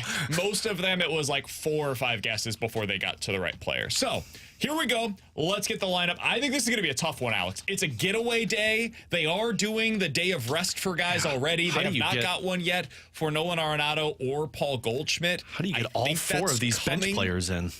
You would imagine they're probably going to do that. They got about a 24-hour turnaround prior to opening day, the home opener tomorrow here in St. Louis. So you're going to want your A lineup, I would assume, for that one. I'm guessing you're saving Matt Carpenter for that one, though, By the way, potentially. what would be chef's kiss from Ollie, just to really take it to the fan base. You know, they like to do where they've got a day off. They get Goldie and Arenado a day off, Yeah. so they get 2 days off. Hey, they're off on Friday. Just go ahead and sit them tomorrow. Home opener, who cares? Yeah, That'd they're be gonna send him smart. today. That'd be smart. Yeah, Okay. I know. Fans don't need to see Goldie and Arenado. They'll see him on the trucks as they go around Busch Stadium. They'll wave. Alex, the guy that always gets left out in these conversations previously was Tommy Edman when it came to the off day because he's filling in for everybody else as they have their off days. No, Donovan's not getting the off day. Donovan's not getting an off day. He's going to be batting leadoff for you today. Here's the question, though. Second base or third base with I have Donovan? no idea. Yeah. My guess is that he will be at third today. See, I was thinking Gorman's going to get third today. Donovan is your leadoff hitter. Yeah. All right, way to go, Donnie. There you go. All right. Now is where things get interesting. So I think. Do you think they have Paul Goldschmidt in the lineup? Yes, today? I think Goldie's in. I think both are in the lineup. I just think one's going to be a DH. Okay. Do we want to go Goldie at first here? Go for it. Goldie at first. I love gold. And so I think this is going to be Nolan Gorman after being off yesterday. I think so, too. I think he's third base today because Show I us think Gorman. Arenado's golf. What the H is wrong with you guys? Gorman needs 2 days off. That back's not feeling too good right now. I wonder if they moved him down. So who would Struggling, move him down a little bit. put Contreras here? No, because you go 2 righties. Probably Contreras. You think Contreras here? Or do they move Arenado They up? don't move Nolan Arenado. He's going to be batting cleanup. That's the only place that he is comfortable So hitting. He's Contreras gotta up. be- Okay, I like that one. Contreras up. Wilson! Wilson! Wilson! Wilson! So is Arenado playing, or is he completely off? He would be the one that I would say is My guess completely is off. So this would be He Gorman also then. looks a little off at the plate. I'd be totally cool with them giving This it a would day be off. Gorman then, because I think Gorman's going to be at third I can see base. that. So this will be my Gorman. You're wrong. Oh, okay. I I'll think if stop it's not betting here. Gorman, I think it's going to be Jordan Walker. Ugh. What's your other option? Whoa. Burleson? Walker is so not hitting to the point where I'm like, yeah, let's move him on up. Is And it your the hip? choice is Burleson, What other options do I have? Herrera, Carpenter, Ciani, Wynn. Those are the guys that I got on my list right now. You want to throw Crawford in here? I mean, sure. Sure, if you want to go with it, go for it. Show us Jordan Walker. No, no, no. This is Burleson. Or is Arenado playing? Maybe we're doing this all wrong. Maybe Arenado is playing. Maybe they basically said, you don't need off days. Did we say Arenado? No, because we assumed he was off. didn't I went say straight to Arenado? Gorman. No. You want to do us the honors? Nolan Arenado! Nolan is a security guard at the lumber yard. Whoa! Hey, props to them saying we want to sweep the series here. So you moved Wilson up. Arenado is fourth, so this would You've be... got 3 straight righties going here. I would imagine gotta they're going be to have Gorman. a lefty next. Yeah, this has got to be Gorman. Gorman hasn't been looking great I either. feel like so. it's Carpenter or Burleson here. No, Carpenter's not playing until tomorrow. You going? Who are you going with? Walker? I say Gorman. You go with what you want. Good. We'll go Gorman. Stormin Garmin, he's taking the league by storm. Was he- Their was- A team on the field for Wow, hold on. Let's get to the rest of this lineup. Walker Or do you do your DH here? I mean, it might be Walker. We might be Walker. Sure, go with Walker. Not great. So this is Burleson. Going back-to-back lefties. He's going ditched 3 the righties. lefty-righty. Ollie is throwing everything out. Go for it. Burleson. Not great. Matt Carpenter. Oh, crap. Brandon Crawford, Matt Carpenter. Go for it. So who we're going with? Yeah, Matt Carpenter. Not great. All right, hold on. Let's sift. Hey, Oh, let's. Von Herrera. Oh, yeah, duh. Show us Von Herrera. I can't believe I forgot about him. Well, I mean, understandably, we did. You hit the nail on the head. Thanks, Janet. Now it's going to be a lefty. It's Walker. Is Walker getting the day off? No, I wonder if Walker's hitting like 8th. Okay. I mean, you got to put a left. It's going to be Burleson or Carpenter at some point, right? I think so, yeah. Let's So Burleson? I don't think Carpenter's playing. I think go Carpenter's Burleson. tomorrow. Burley's the answer? Yeah. What a shame. Matt Carpenter. Show us Matty Carp. Okay, Jordan Walker. Us Jordan Walker. Show us Brandon Crawford. It's just dynamic stuff. Oh, get the hell out of here. That means Mason Wynn's off. That means Mason Wynn's not playing today. While Nolan Arenado and Paul Goldschmidt are both playing. All right, I'm excited. Arenado might be a DH man. This is a great idea. All right, so you're out. Is this Walker? Donovan. Oh, no. Ciani's totally getting another game after You have last 2 night. outfielders left. Okay, so Scott and Ciani. This is Scott Oh, you guys Ciani's talked a lot ninth. of trash about the fast lane. Scott's going to be out. Scott's a lefty. Scott's going to get a day off. No. What, your outfield Ciani and Burleson? Yeah. Let's go Burleson here. Well, that's cute. Let's go Victor Scott here. Let's go Michael Ciani here. What is happening Guys, right now? this is pathetic. Oh, sure. So who else do we got? So Walker? Donovan is in the outfield. Nobody else. that No, we've said- Donovan's at second. I mean, we have nobody else on our lineup so far that can play in the outfield. So you have to have another outfielder that is in there. Who have So we? it's Walker. A Walker? Walk it like I talk it. Talk This lineup is so freaking confusing. Walk it like I talk it. Walk it like I talk it. So Ciani ninth. Or is it Scott? We'll talk after. Yeah, go with Ciani. Michael Ciani. Victor Scott. I want to go fast. All right, can you run this for us, T-Bone? I made fun of the fast lane, and then mine was even worse. Yeah, so today's starting lineup. Brendan Donovan leading off in left. Paul Goldschmidt bats second at first base. Willson Contreras bats third as the DH. Nolan Arenado hitting cleanup at third. Nolan Gorman fifth at second. Ivan Herrera sixth as the catcher, batting seventh. The shortstop, BK's favorite, Brandon Crawford batting eighth. Jordan Walker in right and batting ninth. Victor Scott the second in center field with Zach Thompson on the mound. So makes sense because Carp's playing tomorrow, like we said. Love What the are you fact that upset about? I love the fact that we got to get Brandon Crawford. This is a sweep right here, baby. Love the fact that we got to get Brandon Crawford in for a So- couple of games. Can you guys explain something to me? Yeah, what's What up? this outfield On the other construction? side here on BK and Ferrario.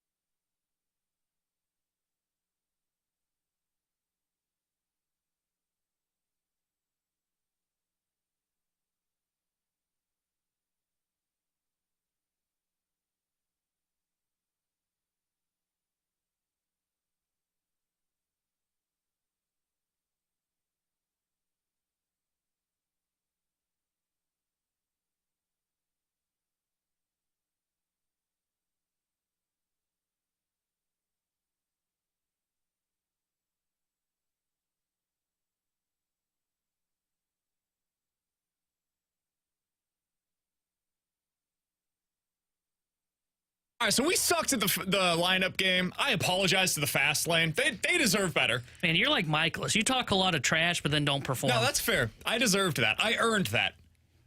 Our fast lane performance was really, or excuse me, our lineup game performance was really atrocious. But that was in part because this lineup makes no sense, man. Whoa. So I just, you can defend the Jordan Walker batting eighth thing. He doesn't look right at the plate. We talked about that yesterday. If you missed our conversation, by the way, with Eduardo Perez, it's well worth your time. It's over on the podcast page right now, 101ESPN.com, the free 101 ESPN app. He talked about how he's leaking with his hip. It doesn't look right for him at the plate. Cool. All right, bat him eighth. That's at least defensible. I need somebody to explain to me, and I'm genuinely asking at this point because I feel like there's got to be something that we don't understand that is happening, and it's just over my head, and I'm willing to listen, seriously. What are we missing with Mason Wynn that is leading to him getting multiple days off in the first week of the season when I think he's been better than I could have possibly expected for him so far? Everything defensively is as advertised. I think he looks better at the plate. I think they've been putting him into some difficult spots where they're bunting guys over with him at the plate, and he's executed every time despite that being the ask. So, there's not a ton of opportunities for him to get hits right now because of the way that they're playing small ball at the bottom of their lineup. I don't understand why Brandon Crawford needs 2 starts in the first 7 days of the season. And if this is about off days, dude, they have an off day coming up in 2 days. On Friday, you will be off. And then every single week up until the middle of April, I think it's the end of April, it's 6 straight weeks. You've got an off day every single week. And Mason Wynn is T-Bone's age. This guy should be able to play out there every day if that's the ask. Play today. He struck out 3 times in 19 plate appearances. He's been really good at the plate. I don't understand this at all. You're putting yourself in a bad spot. I get you've been fine, but you're putting yourself in a spot, especially with a Zach Thompson on the mound, that you don't have one of your best defenders that gets out. That Brandon Crawford in that Dodgers series, when we saw him, wasn't able to make a couple of throws. That Mason Wynn has shown you the ability to make those throws. I feel like this is protecting an asset like the Cardinals seem to always do, and I don't understand why. So somebody on the text line said, guys, they must really like Brandon Crawford and his 25 at-bats against Joe Musgrove. He has an OPS over 1,000 against him. See, the thing is, if that is what Ollie cites today, he will be going against his own words previously. He talks about how that is not something you should typically look at because it is such a small sample size that one big hit will totally skew the numbers. It's 25 at-bats. In those 25 at-bats, he has 3 doubles, a triple, and a couple of home runs. Those are good numbers, objectively good numbers. But come on, man, that can't be the reason that you're playing against him right now. But I'm genuinely asking this. Do we really care about what Brandon Crawford does against Joe Musgrove when I've got Arenado, Goldschmidt, Contreras, Gorman, Donovan in the lineup? I mean, the other thing is that a lot of that happened 2, 3, 4 years ago, I would assume.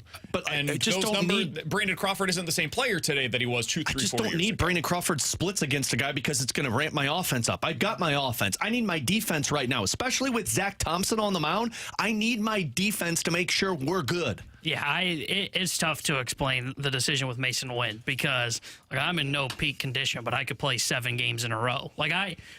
Mason Wynn is younger than me. He should be able to play. Goldschmidt is Ferrario's age, 37. He should be getting days off. 0 days off so far this year. Exactly. That's what makes no sense. It's super weird the way they're handling this. My back hurts like Goldie's too. I really don't have a problem with them resting Goldie and Arenado throughout the season. I think it's really smart. I don't even have a problem with the Gorman stuff because of the bad back that he's been dealing with. I understand it's kind of like a starting pitcher who has dealt with health issues in his past, significant health issues for years, like Michael Wacha. You're not going to have Michael Wacha go 8 innings for you as a pitcher. It just doesn't make sense to do so. But they're playing all these guys. That's the thing. Exactly.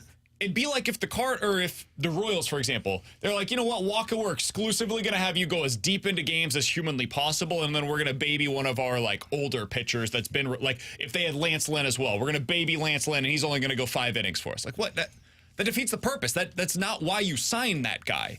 If you were bringing Mason Wynn up to the big leagues, it's to be your everyday shortstop. Am I wrong? Did I imagine the fact that when they signed Brandon Crawford, everybody involved seemed to understand, yeah, you're the backup to Mason Wynn. Mason Wynn is the starting shortstop, and you will be his true backup, and that's why we're signing you. Didn't that happen? Mo said that. Crawford said that. Ollie said that. Am I misremembering? Did Ollie say it? I don't know if I remember Ollie saying it. I feel like I remember it. Maybe I didn't. Maybe I thought- made that one up. I thought Mo had said it. Yeah, Mo said it. I Mo know. was the one that's like, Brandon Crawford knows what his role is. Brandon Crawford said, I know what my role is here. I mean, and then Ollie was like, your role is playing, baby. Yeah, this feels very Shilty-esque. You know, my Trust Schilt- your veterans in a Yeah. sweep opportunity. Trust your veteran. I don't think it's as bad as Schilt because like Schilt would play Carpenter's 170 batting average every freaking day, which was ridiculous. By the way, BK, this is why the team's unwatchable.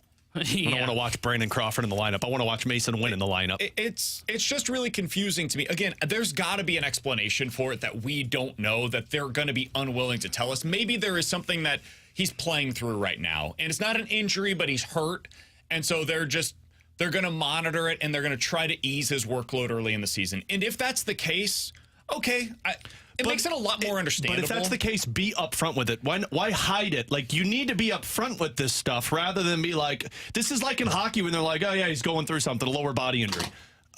What are we doing? Be upfront with this, because this now leads us to conclusions of, Ollie, what the bleep are you doing right now? Yeah. He's your best defender. Somebody on the text line said, guys, I feel like you're talking out of both sides of your mouth. You were hypercritical of Ollie for not using Fernandez, but then you're upset about using the pieces on the roster by playing Crawford. It's two very different situations. You guys know where I stand on bench bats. I generally think the bench is way overstated with the designated hitter, especially with the way that the Cardinals roster is constructed. There are very few guys that you're going to pinch hit for, as we've seen early in this season. And so bench bats aren't as valuable in 2024 as they were in 2015 for the Cardinals. Just designated hitter has changed that, not having the pitcher hit, all of that stuff. And then you add in the fact that you've got young position players all across the diamond that I would think you would want to play every day. My bench guys, I'm fine with them not playing, like, ever, really. Like, Brandon Crawford, just sit there and be super cool in the clubhouse, be the DJ, be a great vibes character. Like, once every couple of weeks, you'll get a start. But other than that, man, yeah, just hang out, have a good time. You're going to get more starts at third base than you are at shortstop, because we're going to need you there more often than we're going to need you at shortstop. That's how I would approach it for him. If he's going to get starts, it's for Arenado, not for Mason Wynn. And then for Michael Ciani, for example, I'm totally cool with using him as a defensive replacement. No issues with that whatsoever. And then you've got Carpenter and Burleson as your designated hitter options for you. I'm just confused by the Wynn situation. That's it. That's the only one that I just really don't get. It doesn't make sense. Well, that's the only part of the lineup that doesn't make sense. Like, everything else, cool. They're being aggressive. I love the fact that Goldie and Arenado were in and playing their positions. They want the sweep. And then you have to throw this one in there. I don't get it. It's not a good look for Ollie. My guess is he's hurt. That's the only thing that makes sense. It's got to be. He hasn't looked hurt. Well, you know, you may not look hurt, but it's not like hockey. Like, we've seen Shen struggle before, and it's easy for us to say he looks hurt. Then why not be upfront with that? Competitive advantage. Yeah. Like, it's got to be it. That would be my guess. And, like, honestly, I'm with you. Like, I would just say, like, hey, he's dealing with a sore back right now, if that's what it is. Because there's no he's played. Like, you're not losing a competitive advantage. And if he's hurt, he's playing like he's at least competitive right now. I mean, it can't be severe enough to be like, oh, we got to sit you. And you're not. If this was like Gorman, for example, like if Gorman's dealing with a back issue and he's not. I'm just using this as an example. Sure. I wouldn't say Gorman's dealing with a back issue if I didn't start him in a game. Why? Because I could pinch hit with Gorman. And that's a competitive advantage. You know, if he's coming off the bench, they have to say, okay, do we want to go to a right-hander? Because if we do here, maybe they bring in Gorman. When in reality, he's not available at all because of a back issue, but the other team doesn't know that. You're not pinch hitting with Mason Wynn. It would also explain why they didn't use him as a defensive replacement in that game when it was wet on the field. Yeah. Remember, because that was the rain-delayed game on Saturday, and if you don't want to put him into a scenario where he could potentially be compromised by the field of play, that would also be explained by a potential issue that's nagging at him right now. So, plus now you get 2 of the next 3 days off to potentially rest that. Maybe that helps him out as well.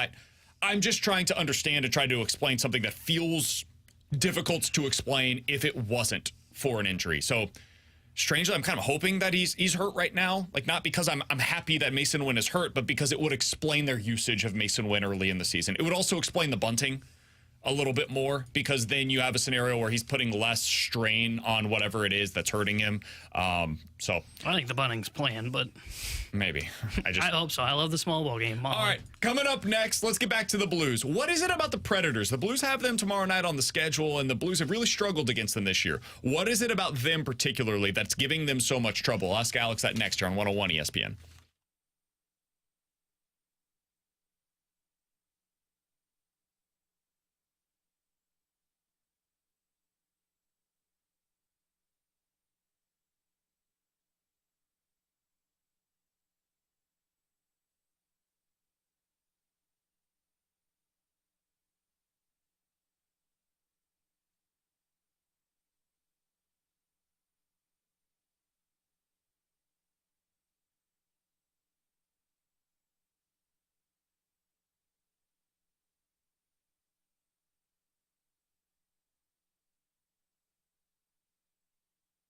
Hey, it's BK. I got to tell you about my friends over at Victory Men's Health. Did you wake up this morning and say to yourself, man, I don't feel like I have the same energy that I did 10 years ago? Some of that might be due to a low testosterone issue that's been hampering you potentially longer than you even knew. And over at Victory Men's Health, they can help to test for that and find out exactly what it is and if it is low testosterone. Some of those symptoms would include maybe a little bit of a depressed mood, loss of body hair, decrease in memory. Maybe you're not sleeping the same as you once did. All of that potential symptoms of low testosterone. Over at Victory Men's Health, they'll be able to review some of what it is in your test to find out, is this something that you're dealing with? And if so, how can they best help you unlock your inner champion? So go to one of their 4 great locations today to find out a little bit more about what they have to offer. O'Fallon, Illinois, O'Fallon, Missouri are 2 of the locations. Town and Country, Missouri is another. And then their newest location, which opened up just about a month ago in Sunset Hills, Missouri. To find out more about them, go to one of those 4 great locations or check them out at victorymenshealth.com.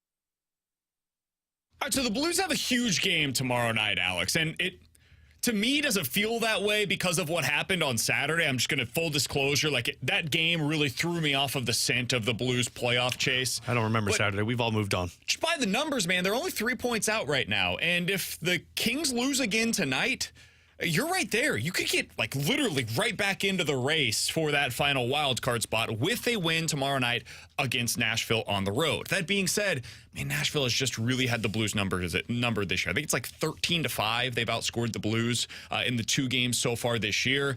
Alex, why is that? What is it about Nashville that seems to give this team so many issues? This is just my tinfoil theory with it, but when I watch the game against Edmonton, and I did watch the game, BK, Edmonton plays one way, and it's pond hockey. It's east-west. Connor McDavid was cherry-picking at the blue line, waiting for outlet passes to beat the Blues. And when teams play the Blues like that, the Blues have this ability to say, oh, well, we can forecheck and we can outplay you.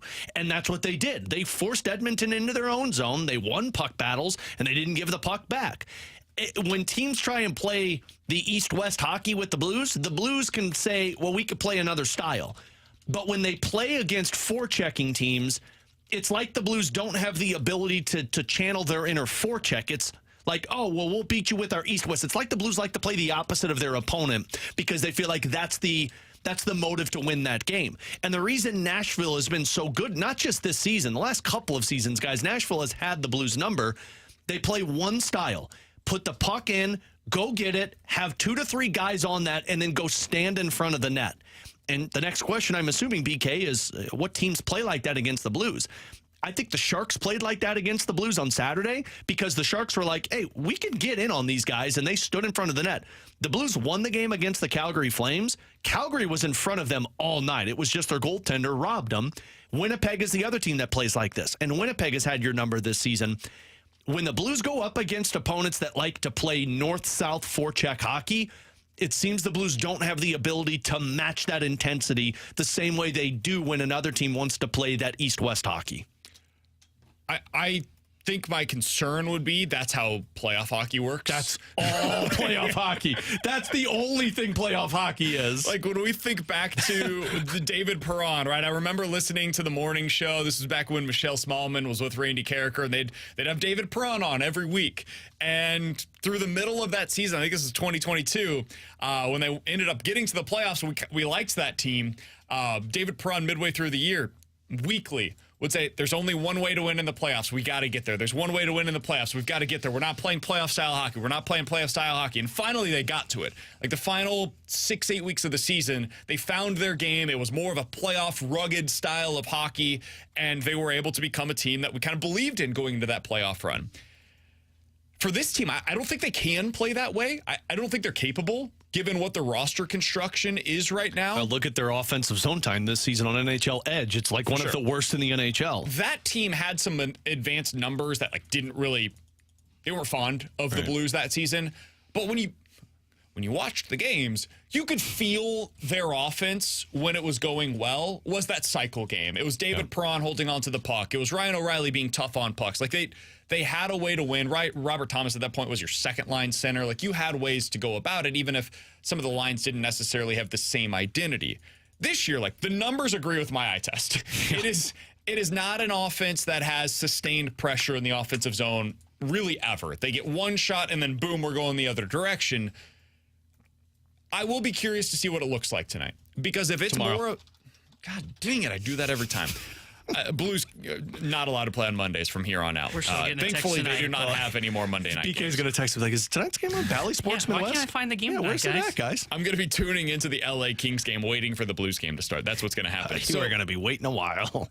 I will be curious to see what it looks like tomorrow as the Blues take on the Nashville Predators, because it's really one of the last times that we're going to get an opportunity to see this. Blues play Nashville tomorrow night, and then they play Carolina on April 12th.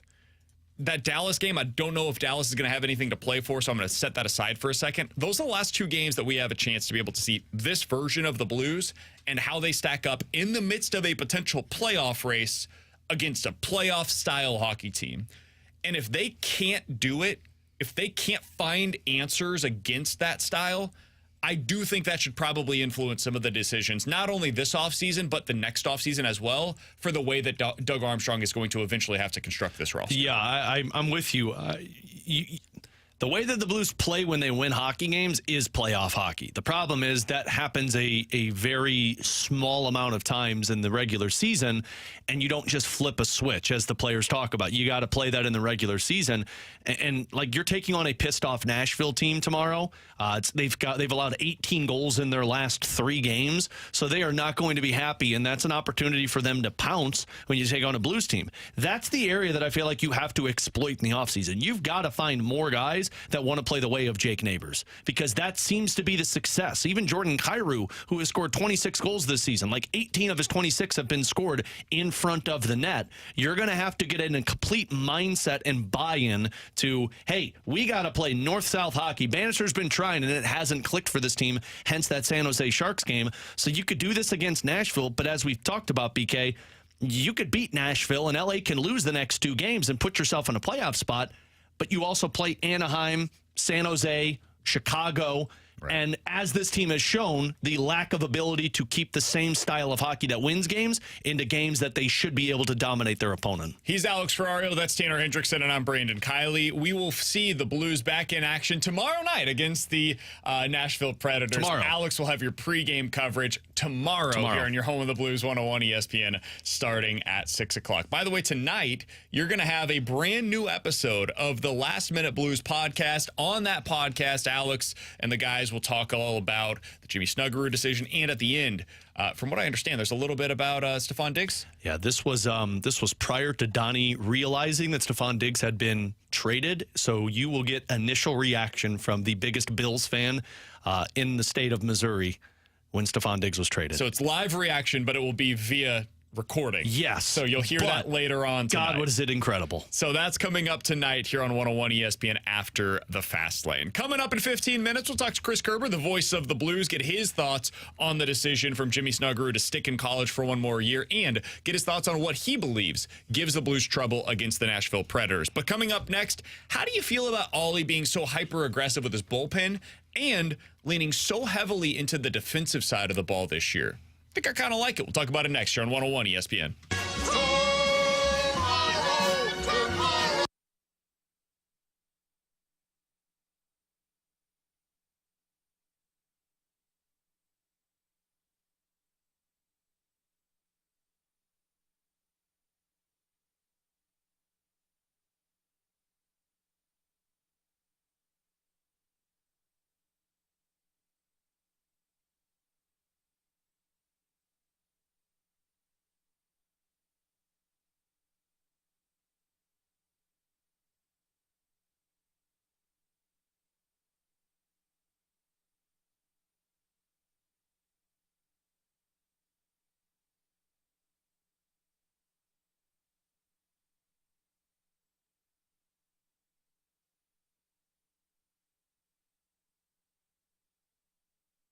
Alex Ferrario with you to talk about my friends at Rhino Shield. It's time to take care of the exterior of your home. It's time to give it that new look to your home that it always needs. And this is why I plead you to go use Rhino Shield, because what the products that they use are better than any product you're going to find in any hardware store, because, you know, I like to do things myself and just say, you know what, I can do it. Saves me a little money, gives me some hard work to go out and do. Here's the thing. You're going to be doing it again and again and again and again. With Rhino Shield, they use a 2 to 3 coating process on the exterior of your home, your business, whatever it might be, that is able to withstand whatever element we're going to get in Missouri, whether it's the rain, it's 100% waterproof, the hot sun that we're going to get, 90% deflecting of the UV rays. They're so confident in their product. It is backed by a 25-year transferable warranty. And I can honestly say they did my work on my home 3 years ago, and it looks brand new, just like it did the day that they finished. Give Darren a call, have him come out, give you a free estimate, and find out why Rhino Shield truly is the best for the exterior of your home. 877-25-RHINO. That's 877-25RHINO.com.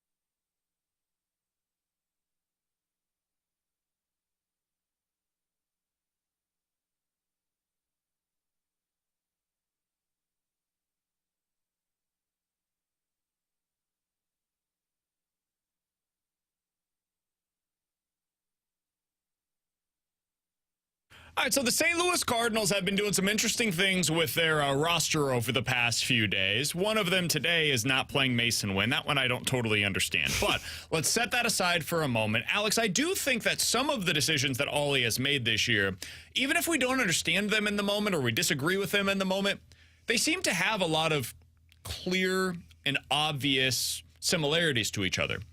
Ollie's been very aggressive with his bullpen. He's trying to keep his game keep his team close in some of these games. That explains the 5-0 decision to put Giovanni Gallegos into that one. I didn't love it at the time. I still don't love it today. But, hey, man, if you're going to consistently be aggressive with your bullpen, I kind of would prefer that as opposed to you just conceding every game. And maybe there will be some games that get away with you by going the other direction that don't now. The worry is just you use them up too much now, and by the end of the season, you're in trouble. Absolutely. I think what he would say, this is my guess, is they think Keenan Middleton is going to be back sooner rather than later, and they do have guys that can give them a little bit of length in the pen this year, especially with Matthew Liberatore and Andre Palante, and so you're able to make up some of those, and they believe they're going to get innings out of their rotation, and so maybe that's one of the byproducts in his mind is, hey, by having starters that I can count on to give me innings, I can be more aggressive with my bullpen because I'm going to need them for fewer innings. So like one day I can go to Kittredge and Helsley. The next game I can go to Giovanni Gallegos and eventually Keenan Middleton. You have Jojo Romero. You have 2 days where you have a 1-2 punch that if your pitcher can get you to 6, then you're thinking, well, we're in good shape for 2 days. Bingo. I kind of like that one. Yeah. The one, and I think most fans probably do enjoy that, even if in the moment you maybe question or disagree with his decisions. I think overall, if I told you, hey, would you rather your manager be hyper aggressive with their bullpen usage, their best guys, or not use those guys as often as you want, not use them in the biggest moments possible, I would lean towards the former, and I think most fans would. The one that I do find to be a little more interesting and maybe more controversial is his leaning into defense. And I think given the way that we saw from the team last year, what we saw from them, I think Cardinals fans have probably bought into this. This is something that Schilt really leaned into, and he deserved a lot of credit for it, as he said, hey, I'm going to put my best defenders on the field, even if that costs us maybe a few runs over the course of the season. I think we've seen that from Ollie this year. Yesterday, there was a really interesting moment in the game, and T-Bone, we went back and forth on this via text, and I think it was a 50-50 call, really. They were up at the time. I can't remember what the exact 3-2. So it's a really close game, and it's the top of the 7th inning. Walker doubles. They've got Victor Scott up to the plate. He strikes out swinging. You've got Ciani coming up next, and you basically have to make a decision there. Are we going defense and moving Ciani over, putting him in right for Walker, or do we want to try to get this run in right now, give ourselves the best chance to do so? Because if you're trying to get that run in from second with Walker being there, you probably pinch hit Nolan Gorman, who was not playing at that point in time, for Ciani and give yourself the best chance to score against Darvish. They stuck with Ciani. He strikes out swinging, and then you end up getting out of the inning with Wynn flying out to center. You do not score there. It's 3-2 at the end of the inning. They emphasized defense in that moment, and that has been a consistent theme throughout the season. Do you like that route that Ollie has gone? And they were leaning at the time. They were up 3-2. Yeah. It was a very close game, 3-2. And coming up in the next inning, you did have the top of the order for the Padres. So it's a tight game. You've got Gio coming in. But there was a scenario there where you could have potentially used one of your better players. I like it. I really do. I think last year you tried so hard to have offense win you games to where you were using those moving guys around and putting pinch hitters in position and thinking, well, we need to strike now while we've got guys in position. And it seems like Ollie recognizes, like, hey, we've got really good defensive players on this team. All we need to do is take the lead. And I feel like that's what makes great teams great. When you know, as a team, if we get a 1-run lead on you and we get to a certain point in the game, you're not coming back. And I don't know if the Cardinals actually feel that way or are confident in that, but you've got the defense. As we just spoke about, the bullpen seems to be trending in that direction. So if I know I have a defense and I've got a 1-run lead and we're headed to my bullpen territory, yeah, I would much rather lean into defense and say, screw it. Michael Ciani strikes out, because I know if a ball's coming in his area, he's going to make that catch, and we're going to be in good position. And he did end up making some good plays out there. Yeah, he saved you a couple of runs last night. Yeah, I like the idea of going with the defense kind of first mantra in that scenario last night, because I don't even look at it as so much as like I really like the idea of playing defense first is because I trust the top of the order. I trust the top of the order. Maybe we don't get that insurance run in the 7th while we're up 1. And that was the other piece. The top of the order was coming up in the 8th inning with Donovan starting there. I think that I have so much faith in this offense that this offense can score another run to give us more cushion to where I feel comfortable in that inning saying, okay, it's worth potentially not scoring this insurance run.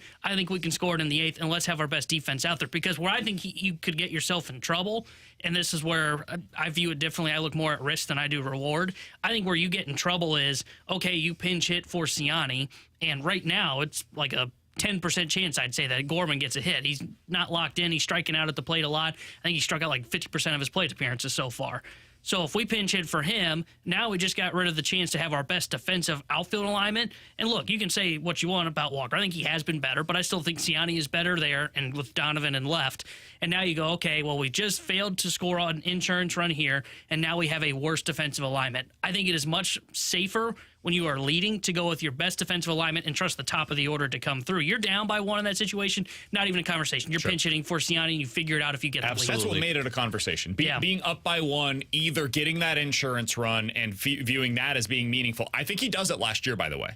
I think this time last year, I think he goes the opposite direction in this scenario. They emphasized offense last year. 100%, and it cost them.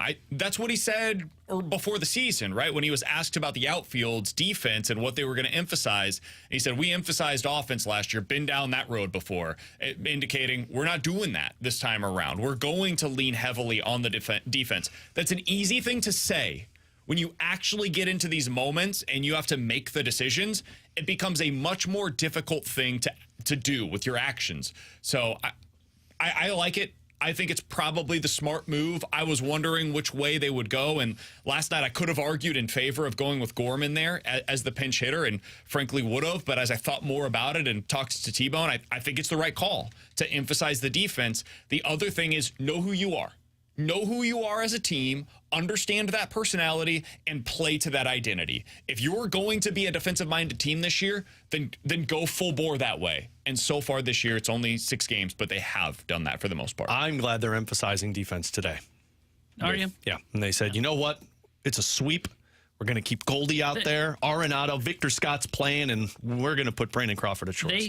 Okay. Outside of that, they do have a really good defensive lineup out there. That's what's so frustrating. You're doing it, but the one guy you need. And what would be more frustrating is if they have another scenario like they did, Saturday against the Dodgers, where you're leading and you don't have Wynn come on as defensive replacement. Carp is so playing first base tomorrow while Paul Goldschmidt DHs. That's going to be amazing. Coming up next, Chris Kerber, the voice of the Blues here on 101 ESPN.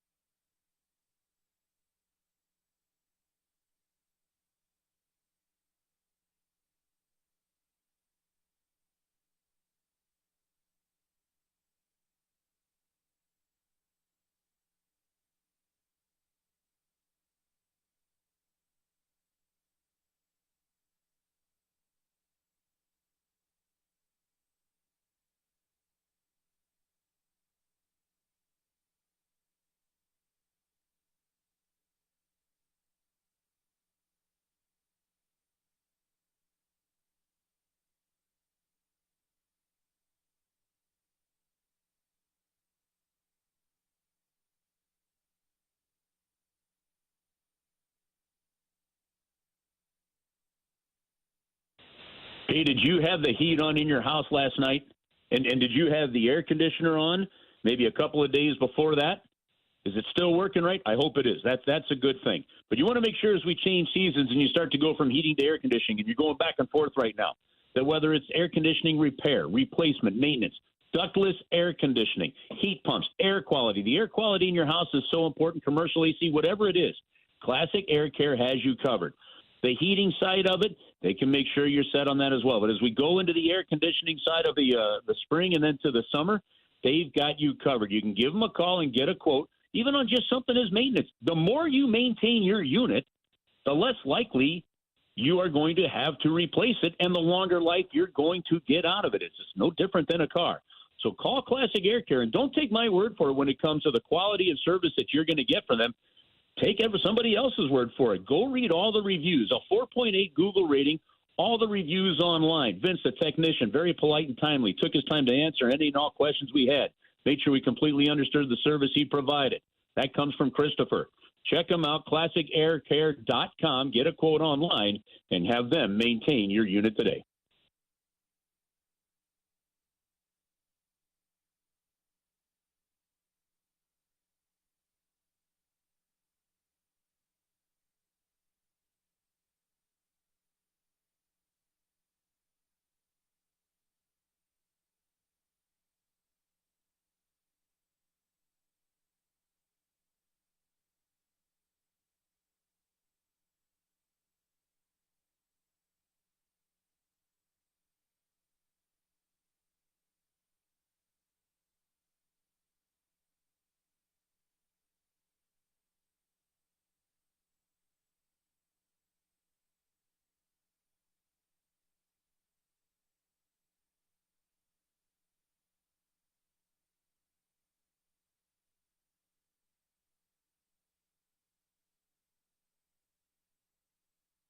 Terry Hendricks here, the Sports Center update brought to you by Saliga Heating and Cooling. The Cardinals will be back in action today against the San Diego Padres as they go for a 3-game sweep. 3:10 will be first pitch today. Zach Thompson on the mound for St. Louis. Joe Musgrove will get the start for the San Diego Padres. And the Blues back in action tomorrow as they'll take on the Nashville Predators. We'll have pregame coverage starting at 6 and then puck drop at 7. The Sports Update is brought to you by Saliga Heating and Cooling, an independent American Standard heating and air conditioning dealer.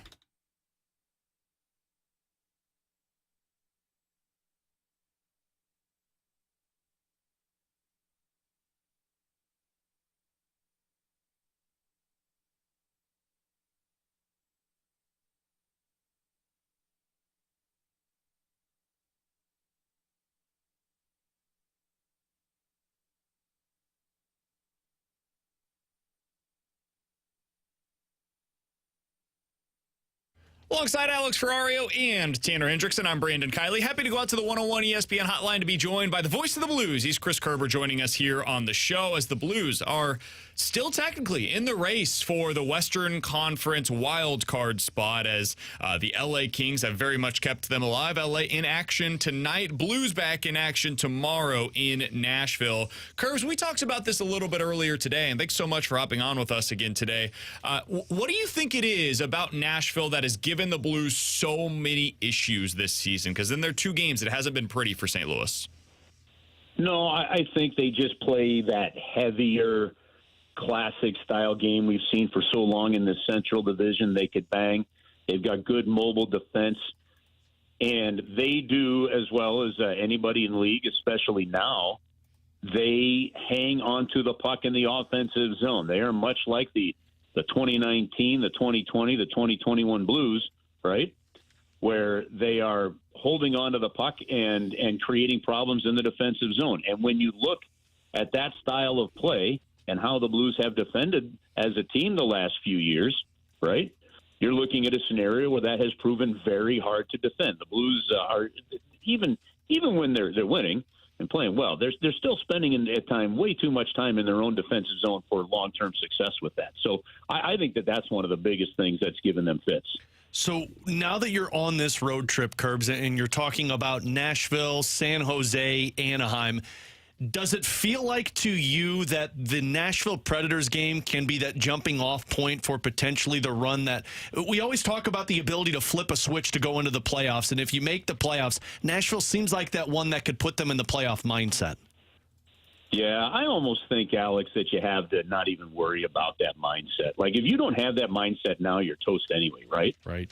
I mean, that's the reality. Look, guys, I've said this quite a lot lately because I think it's important for people to remember this.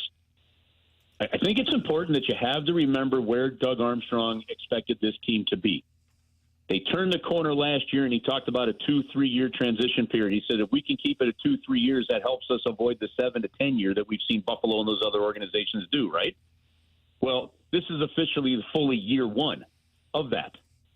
All right. And yet with year one, with 7 games to go, you're 3 points out of a playoff spot, maybe 5 later on tonight, but you're 3 points out of a playoff spot. All right. The Nashville Predators, where they are and where they were supposed to be ahead of you. So I look at this Nashville game the same way I look at the Edmonton game, the same way I look at the Vegas Golden Knights game. And I'm talking the previous Edmonton game in Edmonton when they lost in overtime. You're not, like, if you got a point out of the game tomorrow night against Nashville, you've done something pretty well. You know, now they're not a great home team. They're only 5 games over 500 at home. Okay. And they have lost 3 games in a row at the moment as well, just like the LA Kings have. Okay. But the reality of it is where you're at is pretty much about where you're supposed to be. So at this point with 7 games to go, I don't know if there's a jumping off point because let's say you win in Nashville. Well, if you don't think that questions are going to get asked and there's doubts going into that San Jose game, you'd be nuts, right, with what we've seen against San Jose?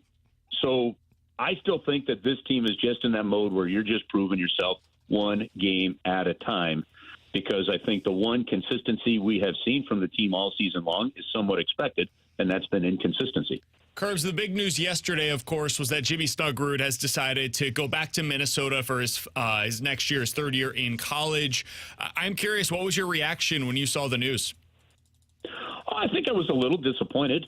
I was hoping that he would turn pro, but I was always also a little cautious that he wouldn't. When you look at where the St. Louis Blues are, you have an interim head coach, so if you're Jimmy Snuggerud and you're trying to make it his decision, and keep in mind his dad's an educator as well, okay, you could turn pro. I do not know what the discussions were like.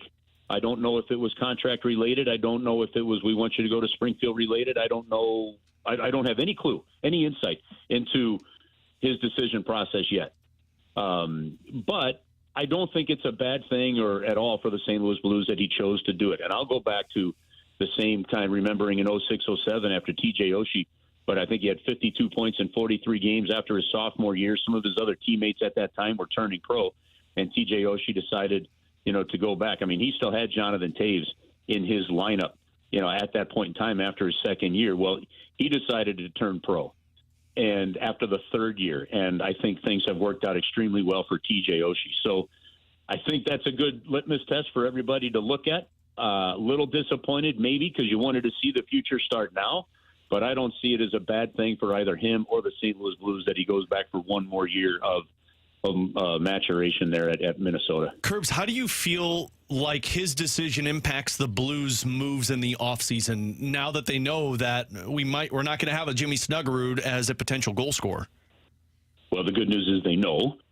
So I think if you are considering, and if you're Doug Armstrong, I don't know how much that – I don't think it changes your game plan really all that much, to be honest with you. It may mean you got to go, find another forward. Maybe you sign a short-term stopgap guy again, that kind of thing. But, he was going to have to earn his way up the lineup as well. There was obviously going to be some growing pains. Maybe he comes in, lights it up, pretty solidly. But, I think the reality, is Doug Armstrong still working on a plan of a 2 to 5 year window of what it's going to take. And I think that they had to definitely plan on the possibility that Jimmy Snuggerud would stay. in college. So I don't know that this is going to adjust Doug all that much. Curbs, final one for me that I wanted to get your thoughts on, and I'm not sure if you've seen this video that's going around of John Tortorella, who spoke with the media, but his quote to the media was, the controversy surrounding him is all players like to quit on John Tortorella because he's too tough on them. And his quote was, if players are going to quit on me because I'm trying to make them better people and better athletes, then you've got the wrong damn coach here. What's your reaction? Well, to that comment, I agree with him. Messenger versus the message kind of thing, Curbs.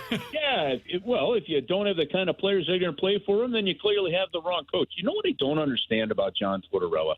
Now, when you talk to players that have played for him, like there are a lot of players that really like playing for him, and I've heard a lot of positive stuff.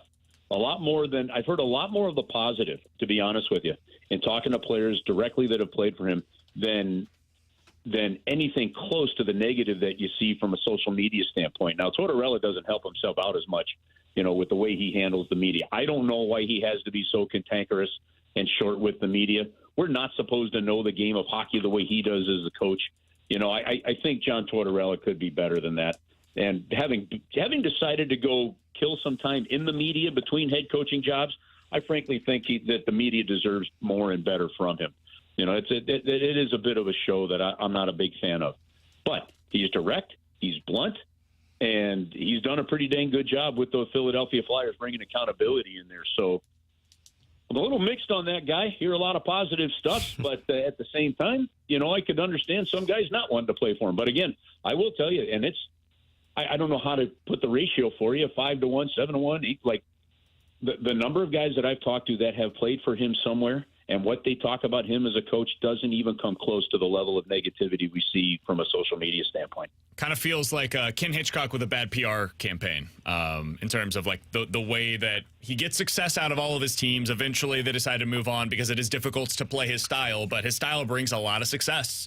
12 out of the last 18 years that he's been a head coach somewhere, that his team has made the postseason. So you can't argue that you've got that success there, number one. And number two, look, I mean, he's going to be one of those guys that will still have to adjust a little bit because with the youth in this game and how things are going, you've got to be able to relate to him somehow. And, it's a different world with some of these younger guys than the old school way. I mean, look, even Joe was talking about it. Sometimes you have to remind young players now that when you get to the rink, put your phone away, and you don't need it until you're done with the game. Like that, even that kind of focus is part of the reality of today. So it's an interesting dynamic they got going there, and so far, I think he's done a pretty good job with Philadelphia. You know who would play well for Torts, Alex? Who? Jake Neighbors.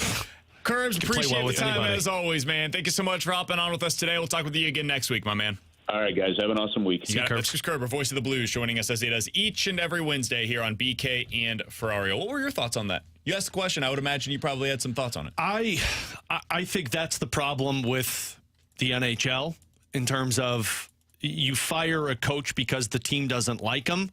And the whole reason the coach is on that team is because he's trying to get the best out of your players, and the players don't want to use that coach because he's too harsh on them. And I agree with Curbs. Like, I've heard the good of John Tortorella, sure, and I've heard the bad of John Tortorella. And he doesn't play his hand very well in terms of people hating him, but he obviously finds success. He had it in Columbus, he had it in New York, he had it in Philly. Of course, he had it in Tampa when he won the Stanley Cup. I just think that quote resonates so much because we fired a coach here because the players weren't listening to the coach when the coach was trying to get the best out of the players. And we've seen it around the National Hockey League where a coach gets fired because the players are like, well, no, he's too all over the place. He's too harsh. We need a guy who comes in here and gives us the message we want to have. Where John Tortorella is proving to you right now, get me the right group of players and we will win hockey games. Yeah, I think there's been a cultural divide on this, and I think it's happened pretty swiftly. You look at the NFL, for example, like T-Bone, I know you were watching the Dynasty. I don't know if you've seen any of it. No, not yet. Alex, it's on my queue list. It's not a great look for Bill Belichick, and frankly, I think they did a disservice to him. I think it was unfair to Bill Belichick. Bill Belichick was an excellent head coach. I mean, most would argue the best head coach to ever be in the NFL. That's what you would apply toward Bill Belichick. But in the film, they do show why he doesn't work anymore. Like, after watching the Dynasty, I do understand why the Commanders and other teams in the NFL today did not decide to hire him. Because I'm not sure the way that he operates is a great way to start a program in 2024. He comes with a ton of pedigree. Like, the success is hard to argue, you know?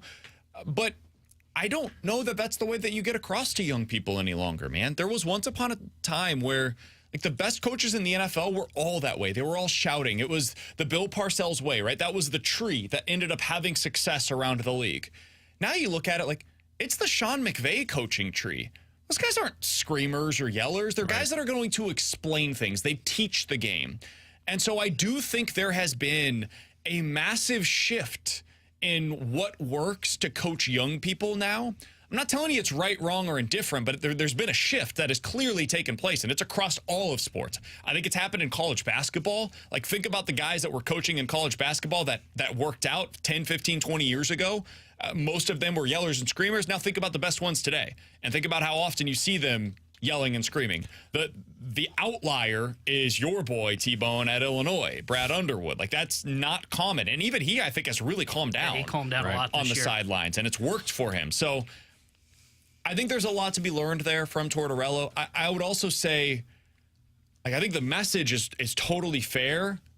The question to me is, how do you get there? Yeah. How are you getting the most out of your players, and does that work in today's and that's why the Berube thing was just so frustrating for us, and not to live in the past because it's done now, but Berube wasn't a screamer. Berube wasn't a yeller. Like, he would lose it on the bench at times, but, I mean, it was very calm and everything you heard about in the conversations with the players. And I'm so glad you said Ken Hitchcock, because that piece that Aaron Portzline did about the disaster that is the Columbus Blue Jackets organization, their coach didn't want Ken Hitchcock, or their GM didn't want Ken Hitchcock because of how he was in Philadelphia. He was known as this, like, rough guy that would yell at his team and get the best out of them. And he said, no, I'm not putting that bleeping guy with our team. They did bring him in, and in a matter of 2 seasons, they went from one of the worst teams in the NHL to 41 wins and making the playoffs. And that was the only time they had success until John Tortorella came. I've got an explanation on why Mason Wynn got a second day off in the last week. It's interesting. I don't know if I agree with it, but it is an interesting explanation nonetheless. We'll talk about it next year on 101 ESPN.